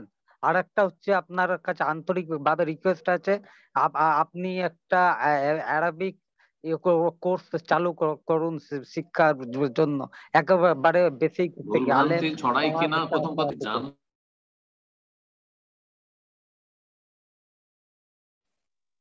জি শেখ, জি উনি তো আপনি আপনার ধারণায় হয়তো ভুল ধারণা ভুল হয়েছে। আমি যাদের ভুল ধরেছি, দেওবন্দীদের ভুল ধরেছি, ওরা বলছে না ভুল করেছি। জামাত ইসলামে ভুল করেছি, সাইদি সাহেবের ভুল ধরেছি, ভুল করেছি, কিন্তু আসলে কি ভুল করেছি না আসলে ঠিক করেছি এটা হচ্ছে দেখার বিষয়, এটা জানতে হবে আপনাকে। আপনি ভুল পথে থাকলে তো কাজ হবে না। আর কোন ব্যক্তি ভুলের ঊর্ধ্বে নাই, কোন ব্যক্তি ভুলের ঊর্ধ্বে নাই। আর ভুল ধরার জন্য জরুরি নয় যে তার সমান হইতে হবে। আইনুল বারী সাহেব রাহিমাহুল্লাহ যদি ভুল ধরে থাকেন জাকির নায়েকের, আর সেটা যুক্তিযুক্ত হয়, তো জাকির নায়েক সাহেবের ভুল থাকতে পারে, আছেও। তো কথা হচ্ছে যে কেউ কোন ব্যক্তি ভুলের ঊর্ধ্বে নাই। আর কোন ব্যক্তি ভুল করেছে মানে তার কোনটাই নেব না এরকম নয়। অমুসলিমদের দাওয়াতের ক্ষেত্রে তার কোনো বিকল্প নেই। সুতরাং জাযাহুল্লাহ খায়র, আল্লাহ তার হেফাজত করুন।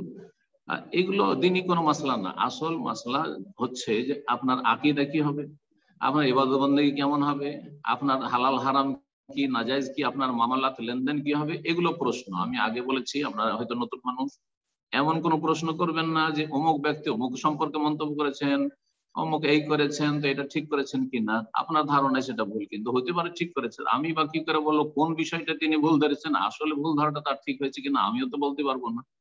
তো কথা হচ্ছে যে এইসব প্রশ্ন আসলে যুক্তিযুক্ত নাই। জাযাকাল্লাহু খাইরান। জি, বারাকাল্লাহু ফিকুম। শেখ উনি আরেকটা বিষয় বলছিল যে এটা কোরআনের শিক্ষার বিষয়ে আপনাকে বলছিল যে কোর্স চালু করার জন্য সম্বন্ধে যদি কিছু বলতেন। উনি বলছিলেন যে আপনি একটা বেসিক কোরআন শেখার জন্য কোর্স চালু করেন, এরকম কিছু উনি মেনশন করছিলেন। দেশে মেলা আলেম আছে, কোরআন শিক্ষার অভাব আছে, দেশে আলেম হাফেজের অভাব নেই। কথা বলছেন? জি, জাযাকাল্লাহু খাইর। যারা চেষ্টা করবে ওখানেই পাবে ইনশাআল্লাহ। জি জি ইনশাআল্লাহ। তো যাই হোক, সম্মানিত দিনী ভাই বোনেরা, আমরা একদম প্রোগ্রামের শেষ পর্যায়ে চলে এসেছি, অনেক সময় হয়ে গেল। তো আমরা আর একটা প্রশ্ন নিয়ে আজকে প্রোগ্রাম শেষ করে দেবো ইনশাআল্লাহ।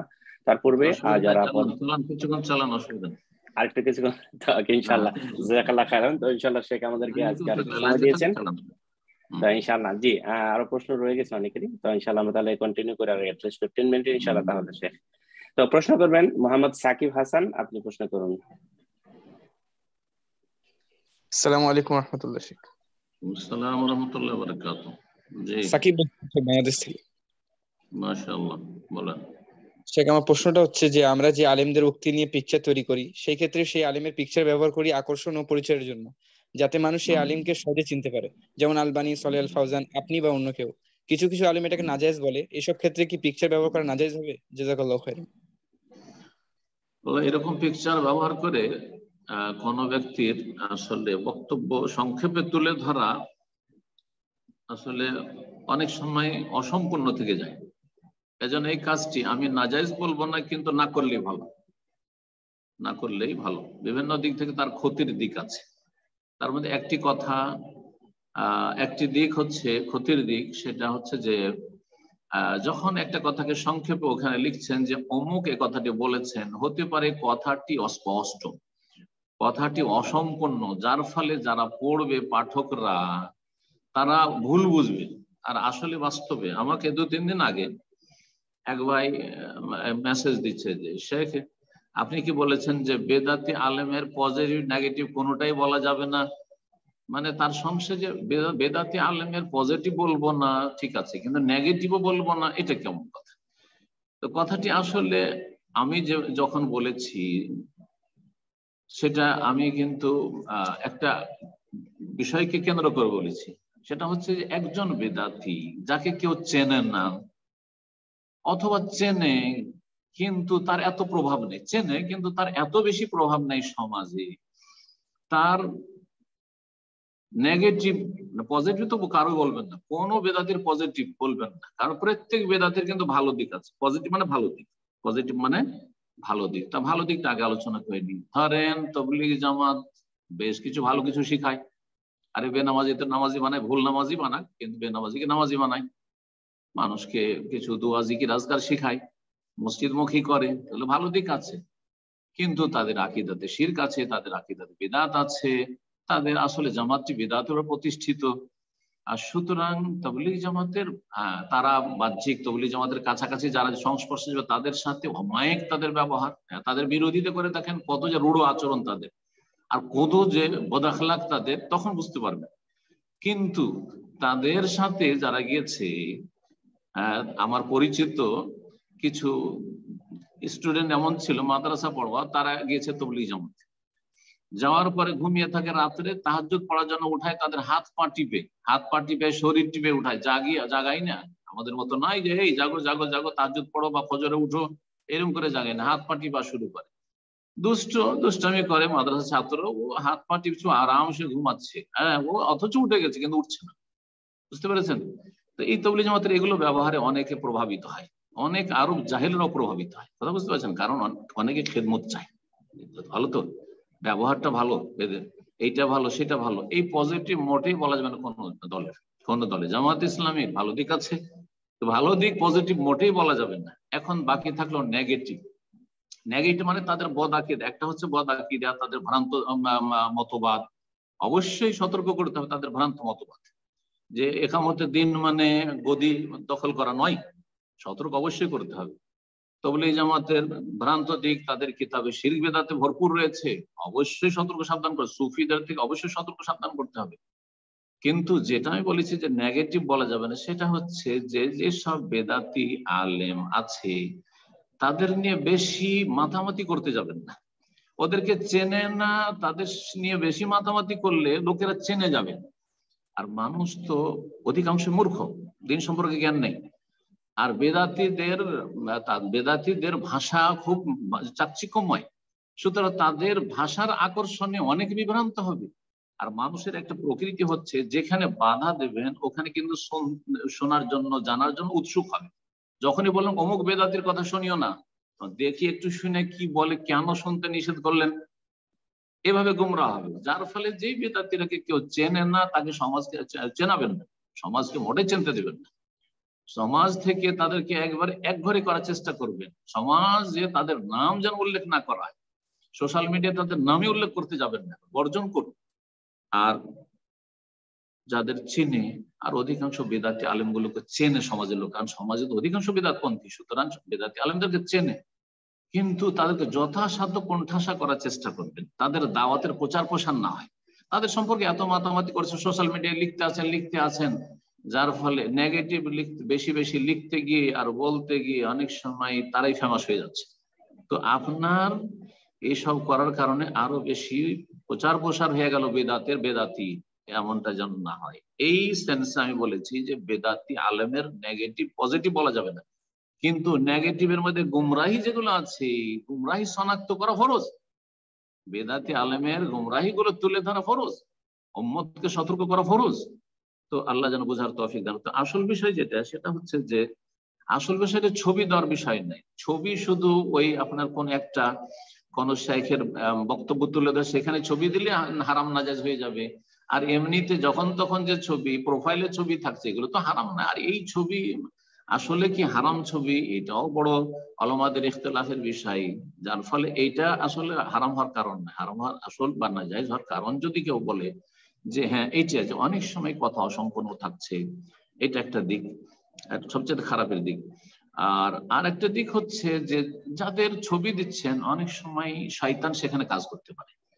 ছবি দিলে সেখানে শয়তান ওয়াসওয়াসা দিবে, শয়তান তখন ফেমাস হওয়ার মন মানসিকতা তৈরি করে দেবে। আল্লাহ না করে এটা আমাদের মন মানসিকতা আসে, যার ফলে এগুলোকে এড়িয়ে চলা ভালো। এগুলো ভালো মানুষরা কখনো পছন্দ করবে না। যার ফলে এইভাবে ছবি দিয়ে তারপরে আমি কতটা বা যোগ্য, আপনারা মনে করছেন অনেক যোগ্য, আমি কতই বা যোগ্য যে আমার বাণী বলে প্রচার করতে হবে? কোনো প্রয়োজন নাই। কোরআনের বাণী প্রচার করুন, রাসূলুল্লাহ সাল্লাল্লাহু আলাইহি হাদিসের বাণী প্রচার করুন, আমার কথা প্রচার করতে হবে কিনা? আমি নিজের কথা বলছি, আমার কথা, অমুকের উক্তি, অমুকের বাণী, এসব প্রচার আমি পছন্দ করি না, সোজা কথা বলছি। কারণ আমি এই যোগ্যতা রাখি না যে আমার বাণী প্রচার করবে। আর আল্লাহ তাআলা রাসূল প্রচার করেন, আল্লাহ বলেছে, রাসূলুল্লাহ বলছে, এটা হাদিস আছে, এটা হচ্ছে মানহাজে সালাফ, সাহাবায়ে কেরামদের আদর্শ। সাহাবায়ে কেরামদের উক্তি আসার পেশ করুন। হ্যাঁ, বড় বড় আইম্মা কেরাম যারা রয়েছেন, মুহাদ্দিসিন রয়েছেন, ফুকাহা রয়েছেন, তাদের উক্তিগুলি পেশ করুন, যেগুলোর মাধ্যমে মানুষের আকীদা, আমল, আখলাকের ইসলাহ সংশোধন হবে। আল্লাহ যেন তৌফিক দান করেন। বুঝতে পেরেছেন? আমি এখানে আরেকটি কথা থেকে সতর্ক করি, যখন এই বিষয়টি আসলো, সেটা হচ্ছে যে আমি কিছু ভাইদেরকে দেখছি সোশ্যাল মিডিয়া, ফেসবুকে তাদের অ্যাকাউন্ট আছে, নিজের উক্তি, নিজের বাণী নিজেই কোড করে ওখানে লিখে বা একটা ফরম্যাট করে তারপরে লিখছে যে বাণীতে বা উক্তিকার অমুক অমুক ব্যক্তি, সাপোজ আব্দুল্লাহ। আরে ভাই, এটা কেন করছেন? এটা তো করা তো উচিত নয় মনে করি। কারণ এটাতে শয়তান সুযোগ পাবে, অহংকার চলে আসবে যে আমি এতটা যোগ্য হয়ে গেছি যে আমার উক্তি মানুষকে পেশ করা যেতে পারে না, না না, আমার উক্তি কি মূল্য থাকতে পারে। আল্লাহ যেন বোঝার তৌফিক দান করেন এবং আল্লাহ যেন আমাদেরকে বিনয়ী হওয়ার তৌফিক দান করেন, তাওয়াজু, খাকসারি আর নমনীয়তার আল্লাহ রাব্বুল আলামিন যেন তৌফিক দান। সবসময় নিজেকে ছোট মনে করতে হবে, যখন নিজেকে ছোট মনে করবেন তো আল্লাহ উপর উঠিয়ে দেবেন। রাসূলুল্লাহ সাল্লাল্লাহু আলাইহি ওয়াসাল্লাম বলেছেন, মান তাওয়াদা লিল্লাহি রাফাহুল্লাহ, যে ব্যক্তি আল্লাহ সন্তুষ্টির জন্য নিজেকে ছোট মনে করবে যে আমি ছোট, তাকে আল্লাহ উপরে উঠিয়ে দেবেন। তো এই ইখলাস যেন আমাদের মধ্যে দান করেন। তো এগুলোর আসলে পরিপন্থী হয়ে যাচ্ছে, যার ফলে এইভাবে ছবি দিয়ে আমাদের মতো লোকদের আপনি স্ট্যাটাস পেশ করবেন, উক্তি তুলে ধরবেন, কোনো প্রয়োজন নেই। আল্লাহ পেশ করুন, আল্লাহ রসুল পেশ করুন সাল্লাল্লাহু আলাইহি ওয়াসাল্লাম। জাযাকুমুল্লাহু খাইরান। জি, বারাকাল্লাহু ফিকুম। তো ইনশাআল্লাহ এই পর্যায়ে প্রশ্ন করবেন আফজাল হোসেন, আপনি প্রশ্ন করুন।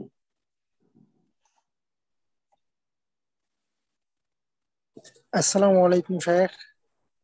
বাংলাদেশ থেকে। জি বলেন। আমার বাড়ি সিলেট সুনামগঞ্জ। আমার প্রশ্ন হচ্ছে, আমি যেখানে থাকি ওখানে হানাফি মসজিদ, তো ওখানে ফজরের জামাত সূর্য ওঠার 20 মিনিট আগে জামাত পড়ে, তাই আমি একা নামাজ পড়ে ফেলি আওয়ালক্তের জন্য। এখন কি আমার ওই ক্ষেত্রে জামাতে নামাজ পড়া ফরজ?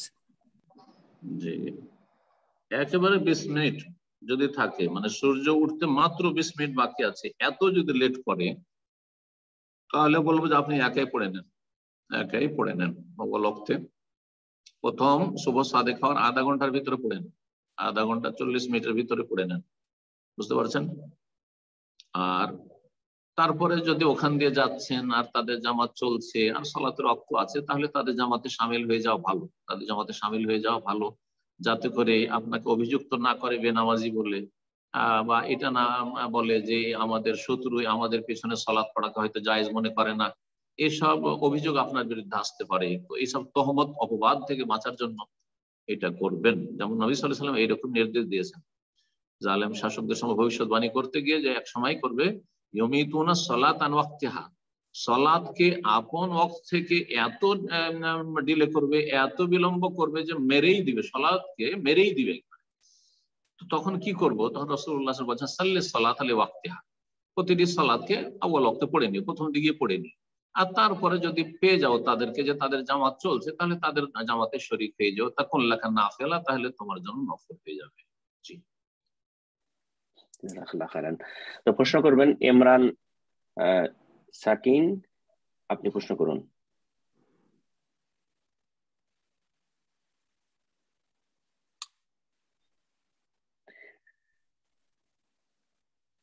জি ইমরান সাকিন, আপনাকে। আসসালামু আলাইকুম রাহমাতুল্লাহ।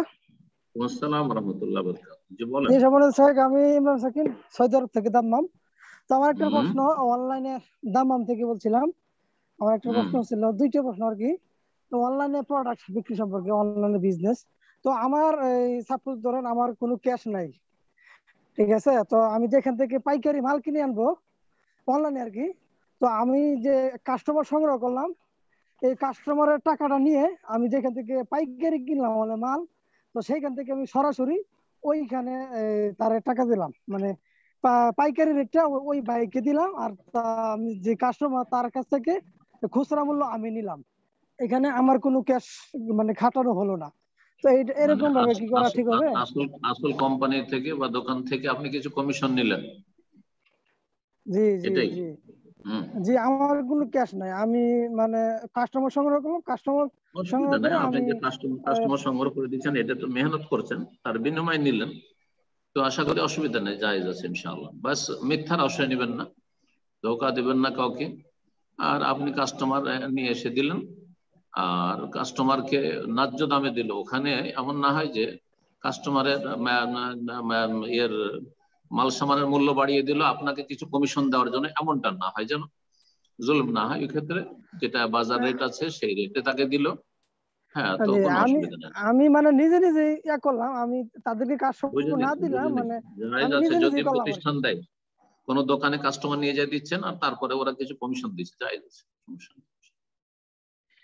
জাযাকাল্লাহ খাইরান। তো ইনশাআল্লাহ আমরা আসলে প্রোগ্রামে একটা করে প্রশ্ন নিই। তো ভাই যদি আরো কোনো প্রশ্ন থাকে ইনশাআল্লাহ নেক্সট উইকে হ্যান্ড রেজ করবেন ইনশাআল্লাহ অন টাইমে, আমরা আপনার দ্বিতীয় প্রশ্ন নেওয়ার চেষ্টা করব। তো আর এই পর্যায়ে প্রশ্ন করবেন রাফি, আপনি প্রশ্ন করুন।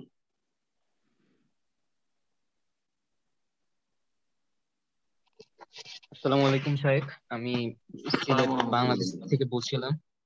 জি হ্যাঁ, এখন হচ্ছে আমার প্রশ্ন হচ্ছে মানে আমি যখন যে কোনো মানে ইবাদত করতে যাই তখন সবসময় আমার মধ্যে একটা লৌকিকতা মনে হয় যে কাজ করে, মানে একটা ওয়াসওয়াস আসে যে আমি হয়তো লৌকিকতা বা এরকম কিছু দেখানোর জন্য করতেছি। এটা থেকে মানে মুক্তি পাওয়ার জন্য কি করা যেতে পারে? যখন ইবাদতবন্দি করছেন তখন মনে আসছে যে আমার মধ্যে লৌকিকতা রিয়া চলে আসছে, লোক দেখানো বিষয়টি চলে আসছে। ফরজের ক্ষেত্রে যদি এমন কথা আসে, ফরজ ইবাদতবন্দি করতে গিয়ে, তাহলে ভ্রুক্ষেপ করবে না শয়তানি ওয়াসওয়াসা। কারণ ফরজ সালাত মানুষের সামনেই পড়তে হবে, জামাত থেকে মসজিদেই পড়তে হবে পুরুষদেরকে। ফরজ যাকাত মানুষকে জানিয়েই দিতে হবে, বোঝা গেছে না? রমজান মাসের সিয়াম আছেন, আর সবাই জানছে যে রমজান মাসে একজন মুসলিম সিয়াম রাখবে। হজে আসছেন, সবাই জানবে। একজন হেজাব করেছেন, একজন বোন, অবশ্যই সবাই জানবে যে হেজাব করে, পর্দা করে। এখানে যদি শয়তান দেয় যে আমার এতে খুব সুন্দর করে পর্দা করছি, হাত মোজা পড়ছি, পা মোজা পড়ছি, আর একবারে পুরোপুরি ঢেকে থাকছি, কপাল খোলা থাকে না, শুধু চোখটা খোলা থাকছে দেখার জন্য, তো আমার মধ্যে রিয়া লৌকিকতা চলে আসছে না, এটা শয়তানি ওয়াসওয়াসা। তখন শয়তানি ওয়াসওয়াসা থেকে আশ্রয় কামনা করতে আউযুবিল্লাহি মিনাশ শাইতানির রাজিম। কিন্তু নফল ইবাদত বন্দেগীর ক্ষেত্রে যথাসাধ্য লুকিয়ে ইবাদতগুলি করবেন। এমন না যে তাহাজ্জুদ মসজিদে গিয়ে পড়ছেন, না, করবেন না, তাহাজ্জুদ বাসায় পড়েন, মসজিদে নয়। এইরকম নফল সিয়াম পালন করছেন সোমবার, বৃহস্পতিবার অথবা মাসে 3টি, আপনি বন্ধু মহলকে বলে বেড়াবেন না যে আজকে আমি রোজা আছি। হ্যাঁ, যেমন অনেকে করে, কোন একটা বাহানাতে কথায় কথায় ও বলে ফেলবে, না, ওখানে শয়তান কিন্তু সুযোগ পেয়ে যাবে আর আপনার আমল নষ্ট করবে না, মোটেই না। যথাসাধ্য আপনার নফল ইবাদত বন্দগুলি গোপন রাখার চেষ্টা করবেন। সেটা দান সাদকা হোক, নফল দান সাদকা হোক, অথবা নফল সালাত হোক। এইরকমই সালাতুদ দুহা, ধরেন নিয়মিত সালাতুদ দুহা পড়ছেন, নিয়মিত তাহাজ্জুদ পড়ছেন, না, কাউকে জানতে দিন না। আপনার একবার ঘনিষ্ঠ আপনার পরিবার, আপনার স্ত্রী জানছে, ঠিক আছে, আপনার আব্বা আম্মা আছে হয়তো বাড়িতে, সে জানছে বা তারা জানছে, কিন্তু আপনি বন্ধু মহলকে কেন জানতে দেবেন যে আমি তাহাজ্জুদ গুজার? কেন জানতে দেবেন আমি প্রতিদিন এত রাকাত করে আমি সালাতুদ দুহা পড়ি? না ভাই, এগুলো জানতে দেবেন না। তো নফল সালাত বা নফল ইবাদত বন্দি অন্যান্য যেগুলো রয়েছে সেগুলি গোপনে করার চেষ্টা করেন। দান খায়রাত, মানুষকে দান করছেন, পরের উপকার করছেন, একটা ইয়েতিমের খরচ বহন করছেন, একটা বিধবার খরচ বহন করছেন, কাউকে জানতে দিবেন না। সেই পরিবারটা শুধু জানবে যেই পরিবারের আপনি দেখাশোনা করছেন, খরচ খরচা বহন করছেন। এইভাবে ইখলাস নিজের মধ্যে রাখার চেষ্টা করবেন। নবী সাল্লাল্লাহু আলাইহি ওয়াসাল্লাম ইন্নামাল আমালু বিন্নিয়াত, মানুষের আমল নির্ভরশীল নিয়তের উপর। আর নিয়ত এখানে আছে, কারণ মানুষে জেনে নিল, তারপরে কে কি বলছে, আমার সুনাম করছে সেটা দেখার বিষয়। আমি তো আমাদের কাজ করছি, কেউ যদি সুনাম করে তো এখানে আমার লৌকিকতার কি আছে? আমাকে করতে হবে, আমাকে তো করতে হবে, মানুষে তো জানবেই। বোঝা গেছে? তো অনেক সময় নফল কাজও মানুষ জানতে পারে, কিন্তু আমার জানানো নিয়ত নেই, আমার ফেমাস হওয়া, প্রসিদ্ধ হওয়ার আর খ্যাতি লাভের নিয়ত নেই, তো আলহামদুলিল্লাহ আমার আমল ঠিক হবে। কিন্তু যদি আমার নিয়তই থাকে যে আমাকে বেশি বেশি জানুক, বেশি বেশি চিনুক, আমি মানুষের মাঝে খুব খ্যাতি লাভ করি, আমি অনেক বড় হয়ে যাই দুনিয়ার ক্ষেত্রে, না না, দুনিয়ার নয়, আমি অনেক খেদমতের সুযোগ পাই, এই নিয়ত থাকতে হবে। আমাকে আল্লাহ অনেক খেদমতের তৌফিক দান করুন এবং আমার খেদমতে আল্লাহ বারাকা দান করুন, আল্লাহ রাব্বুল আলামিন আমার খেদমতকে আরো ব্যাপক করুন, ঠিক আছে? এসব সৎ নিয়ত থাকতে হবে। আল্লাহ যেন সৎ নিয়তের তৌফিক দান করেন এবং শয়তানি ওয়াসওয়াসা থেকে বাঁচিয়ে রাখেন। এগুলো শয়তানি ওয়াসওয়াসা, আপনার যেটা হচ্ছে সেটা সংক্ষেপে হচ্ছে যে শয়তানি ওয়াসওয়াসা, সেটার ভ্রুক্ষেপ করবেন না, পরোয়া করবেন না, ভালো আমল করে যাবেন, সুন্দর করে সালাত আদায় করবেন, সুন্দর করে ইবাদতবন্দি করবেন। বারাকাল্লাহু ফিকুম। জি, আমিন। তো ইনশাআল্লাহ অনেক সময় হয়ে গেলো, আজকে সর্বশেষ প্রশ্ন নেবেন আরেকটা ইনশাআল্লাহ, না এখানে শেষ করবেন? ঠিক আছে ইনশাআল্লাহ। তো আজকের লাস্ট প্রশ্ন নিচ্ছি, আমি এটা নোট করেছি অলরেডি। তো ইনশাআল্লাহ আজকের সর্বশেষ প্রশ্ন করছেন মনির খান, আপনি প্রশ্ন করুন। জাযাকাল্লাহ খাইর। আসসালামু আলাইকুম ওয়া রাহমাতুল্লাহি ওয়া বারাকাতুহু।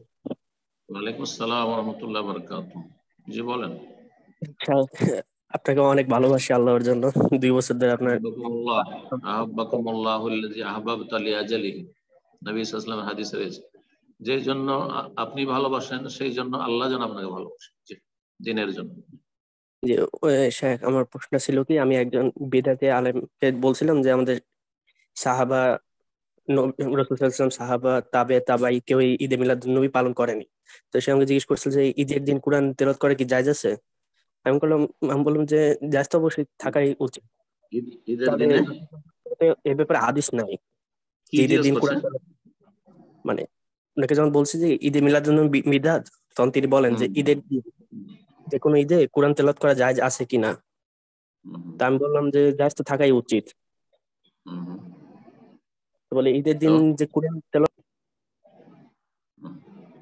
কি বলতে চাইছে সে এটা দিয়ে? আপনাকে সংশয় সৃষ্টি করতে চাইছে যে তুমি তেলাওয়াত করছো ঈদের দিন, তো আমরা মিলাদ করলাম তো কি হলো, এটাই তো?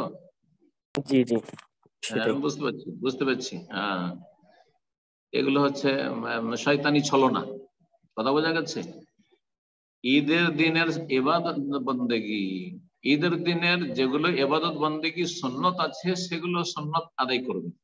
হ্যাঁ, সুন্নত বলে ওই দিনের সাথে নির্দিষ্ট করবেন না, কিন্তু কোরআন তেলাওয়াত আপনি নিয়মিত করেন, প্রতিদিন তেলাওয়াত করেন, তার মধ্যে ঈদের দিনও তেলাওয়াত করছেন, অসুবিধা আছে? আমি তো এটা প্রতিদিন করি, আমার এটা নিয়ম, প্রতিদিন 1 পারা 2 পারা করি, ঈদের দিনও করলাম। কিন্তু কখন বিদআত হবে? যখন ঈদের দিন, খাস করে যেহেতু আজকে ঈদের দিন বা ঈদের রাত, আরাফার দিন, আরাফার দিন তো ফজিলতের দিন, ঈদের দিন, ঈদের রাত, সেই জন্য আমি আজকে কোরআন তেলাওয়াত একটু বেশি করে করব, বা এত পারা অবশ্যই করব না, এরকমটা করবেন না, তখন একটা বিদআতের আকার ধারণ করবে। তো নবী সাল্লাল্লাহু আলাইহি সাল্লামের সালাতু সালাম পড়তে থাকে না, লক্ষ লক্ষ বার দরুদ পড়তে থাক, দরুদ সালাম পড়তে থাক, কোনো অসুবিধা নেই, প্রতিদিন পড়ুক লক্ষ লক্ষ বার করে।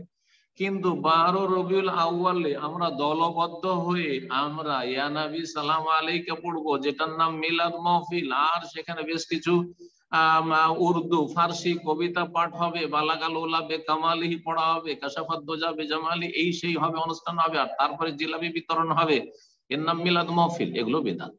কারণ এটা আপনি খাস করে নেন কোন একটা সময়ের সাথে, তারপরে তাতে বিভিন্ন দিক থেকে বেদাত ঢুকলো, সম্মিলিত দুরুদ পড়া বেদাত, তারপরে উৎসব করা, উৎসব ইসলামে মাত্র দুটো, ঈদান বলেছেন নবী সাল্লাল্লাহু আলাইহি সাল্লাম, ঈদুল ফিতর, ঈদুল আজহা, আপনি তৃতীয় ঈদ করে দিলেন, সেই জন্য বেদাত। তো আশা করি বুঝতে পেরেছেন। আপনাকে বেদাতি মোল্লা ধোকা দিতে চেয়েছে, ভেবেছে যে কানাকা হাইকোর্ট দেখিয়ে দেবো আর তারপরে তাকে বিভ্রান্ত করে দেবো। আল্লাহ এদের অনিষ্টকে দূরে রাখুক এবং এদের অনিষ্ট দিয়ে তারা ক্ষতিগ্রস্ত হোক, আর তাদের অনিষ্ট থেকে উম্মতে মুসলিমান আল্লাহ যেন হেফাজত করেন, তৌহিদ সুন্নাহর দিকে ফিরে আসার তৌফিক দান করেন, শিরক বিদআত থেকে আল্লাহ আপনাদের সকলকে বাঁচিয়ে রাখেন। আর যারা শিরক বিদআতের পৃষ্ঠপোষকতা করছে, তৌহিদ সুন্নাহর বিরোধিতা করছে, আর তারা খোঁড়া শয়তানের মতো যুক্তি, শয়তান প্রথম যুক্তি পেশ করেছিল, ওই সব যুক্তি পেশ করে থাকে, আল্লাহ তাদের অনিষ্টকে তাদের দিকে ফিরিয়ে দিক এবং তাদের অনিষ্ট থেকে মুসলিম ভাই বোনদের হেফাজত করুন। জি, জাযাকাল্লাহ খাইরান শেখ। তো ইনশাআল্লাহ আজকে এখানে শেষ করে দেন, নেক্সট উইকে ইনশাআল্লাহ বাকি জানা যাবে। আজকে এখানে আলোচনা শেষ করছি। আল্লাহ রাব্বুল আলামিনের কাছে দোয়া করি, আল্লাহ রাব্বুল আলামিন আমাদের ঈমান নেক আমল যেন কবুল করেন এবং আমাদের ভুল ভ্রান্তি যা রয়েছে প্রকাশ্যে গোপনে সবগুলি আল্লাহ যেন মাফ করে দেন। যারা বিশেষভাবে আজকের এই আমাদের জুমের প্রোগ্রামে অংশ নিয়েছেন, আল্লাহ তাদের উত্তম প্রতিদান দান করেন, তাদের গুনাহ খাতাকে মাফ করে দেন, তাদের মর্যাদাকে উঁচু করেন, তাদের এলমে, আমলে, দিনে, দুনিয়াতে, দাওয়াতে, রুজিতে, সুস্থতায়, পরিবার পরিজনে সবকিছুতে আল্লাহ রাব্বুল বরকত দান করেন এবং আল্লাহ রাব্বুল আলামিন সমস্ত অনিষ্ট থেকে আমাদের সকলকে, আপনাদের সকলকে যেন হেফাজতে রাখেন। আর যারা পরোক্ষভাবে শুনছেন আমাদের লাইভে অথবা পরোক্ষভাবে পরে শুনবেন, আল্লাহ রাব্বুল তাদেরকে জাযা খায়ের দান করেন। বাকি সমস্ত মুমিন মুমিনাত যারা তাওহীদ সুন্নাতকে ভালোবাসে, শিরক বিদআতকে ঘৃণা করে, ভালো থাকার চেষ্টা করে, মন্দ থেকে বেঁচে থাকার চেষ্টা করে, আল্লাহ তাদের জন্য নেক হায়াত দান করেন। আর যারা গোমরাহ বিভ্রান্ত হয়ে রয়েছে মানুষ, তাদেরকে আল্লাহ যেন হেদায়েত নসিব করেন এবং আল্লাহ তাদেরকে যেন হকের দিকে, সত্যের দিকে, তাওহীদ সুন্নাতের দিকে, লা ইলাহা ইল্লাল্লাহর দিকে ফিরে আসার তৌফিক দান করেন। ওয়া সাল্লাল্লাহু সাল্লাম আলা নবিয়িনা মুহাম্মদ ওয়া আলা আলিহি ওয়া সাহবিহি আজমাইন।